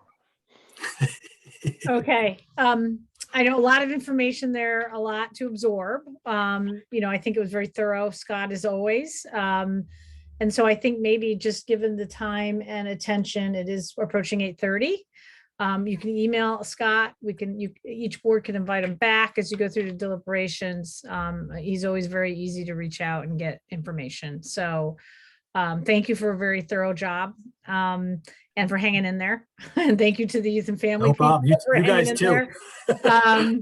Hopefully you just had us on in the background most of the time and had your dinner and watched Netflix or whatever, but No, I'm still in my office. oh, you are? Yeah, it looks like it.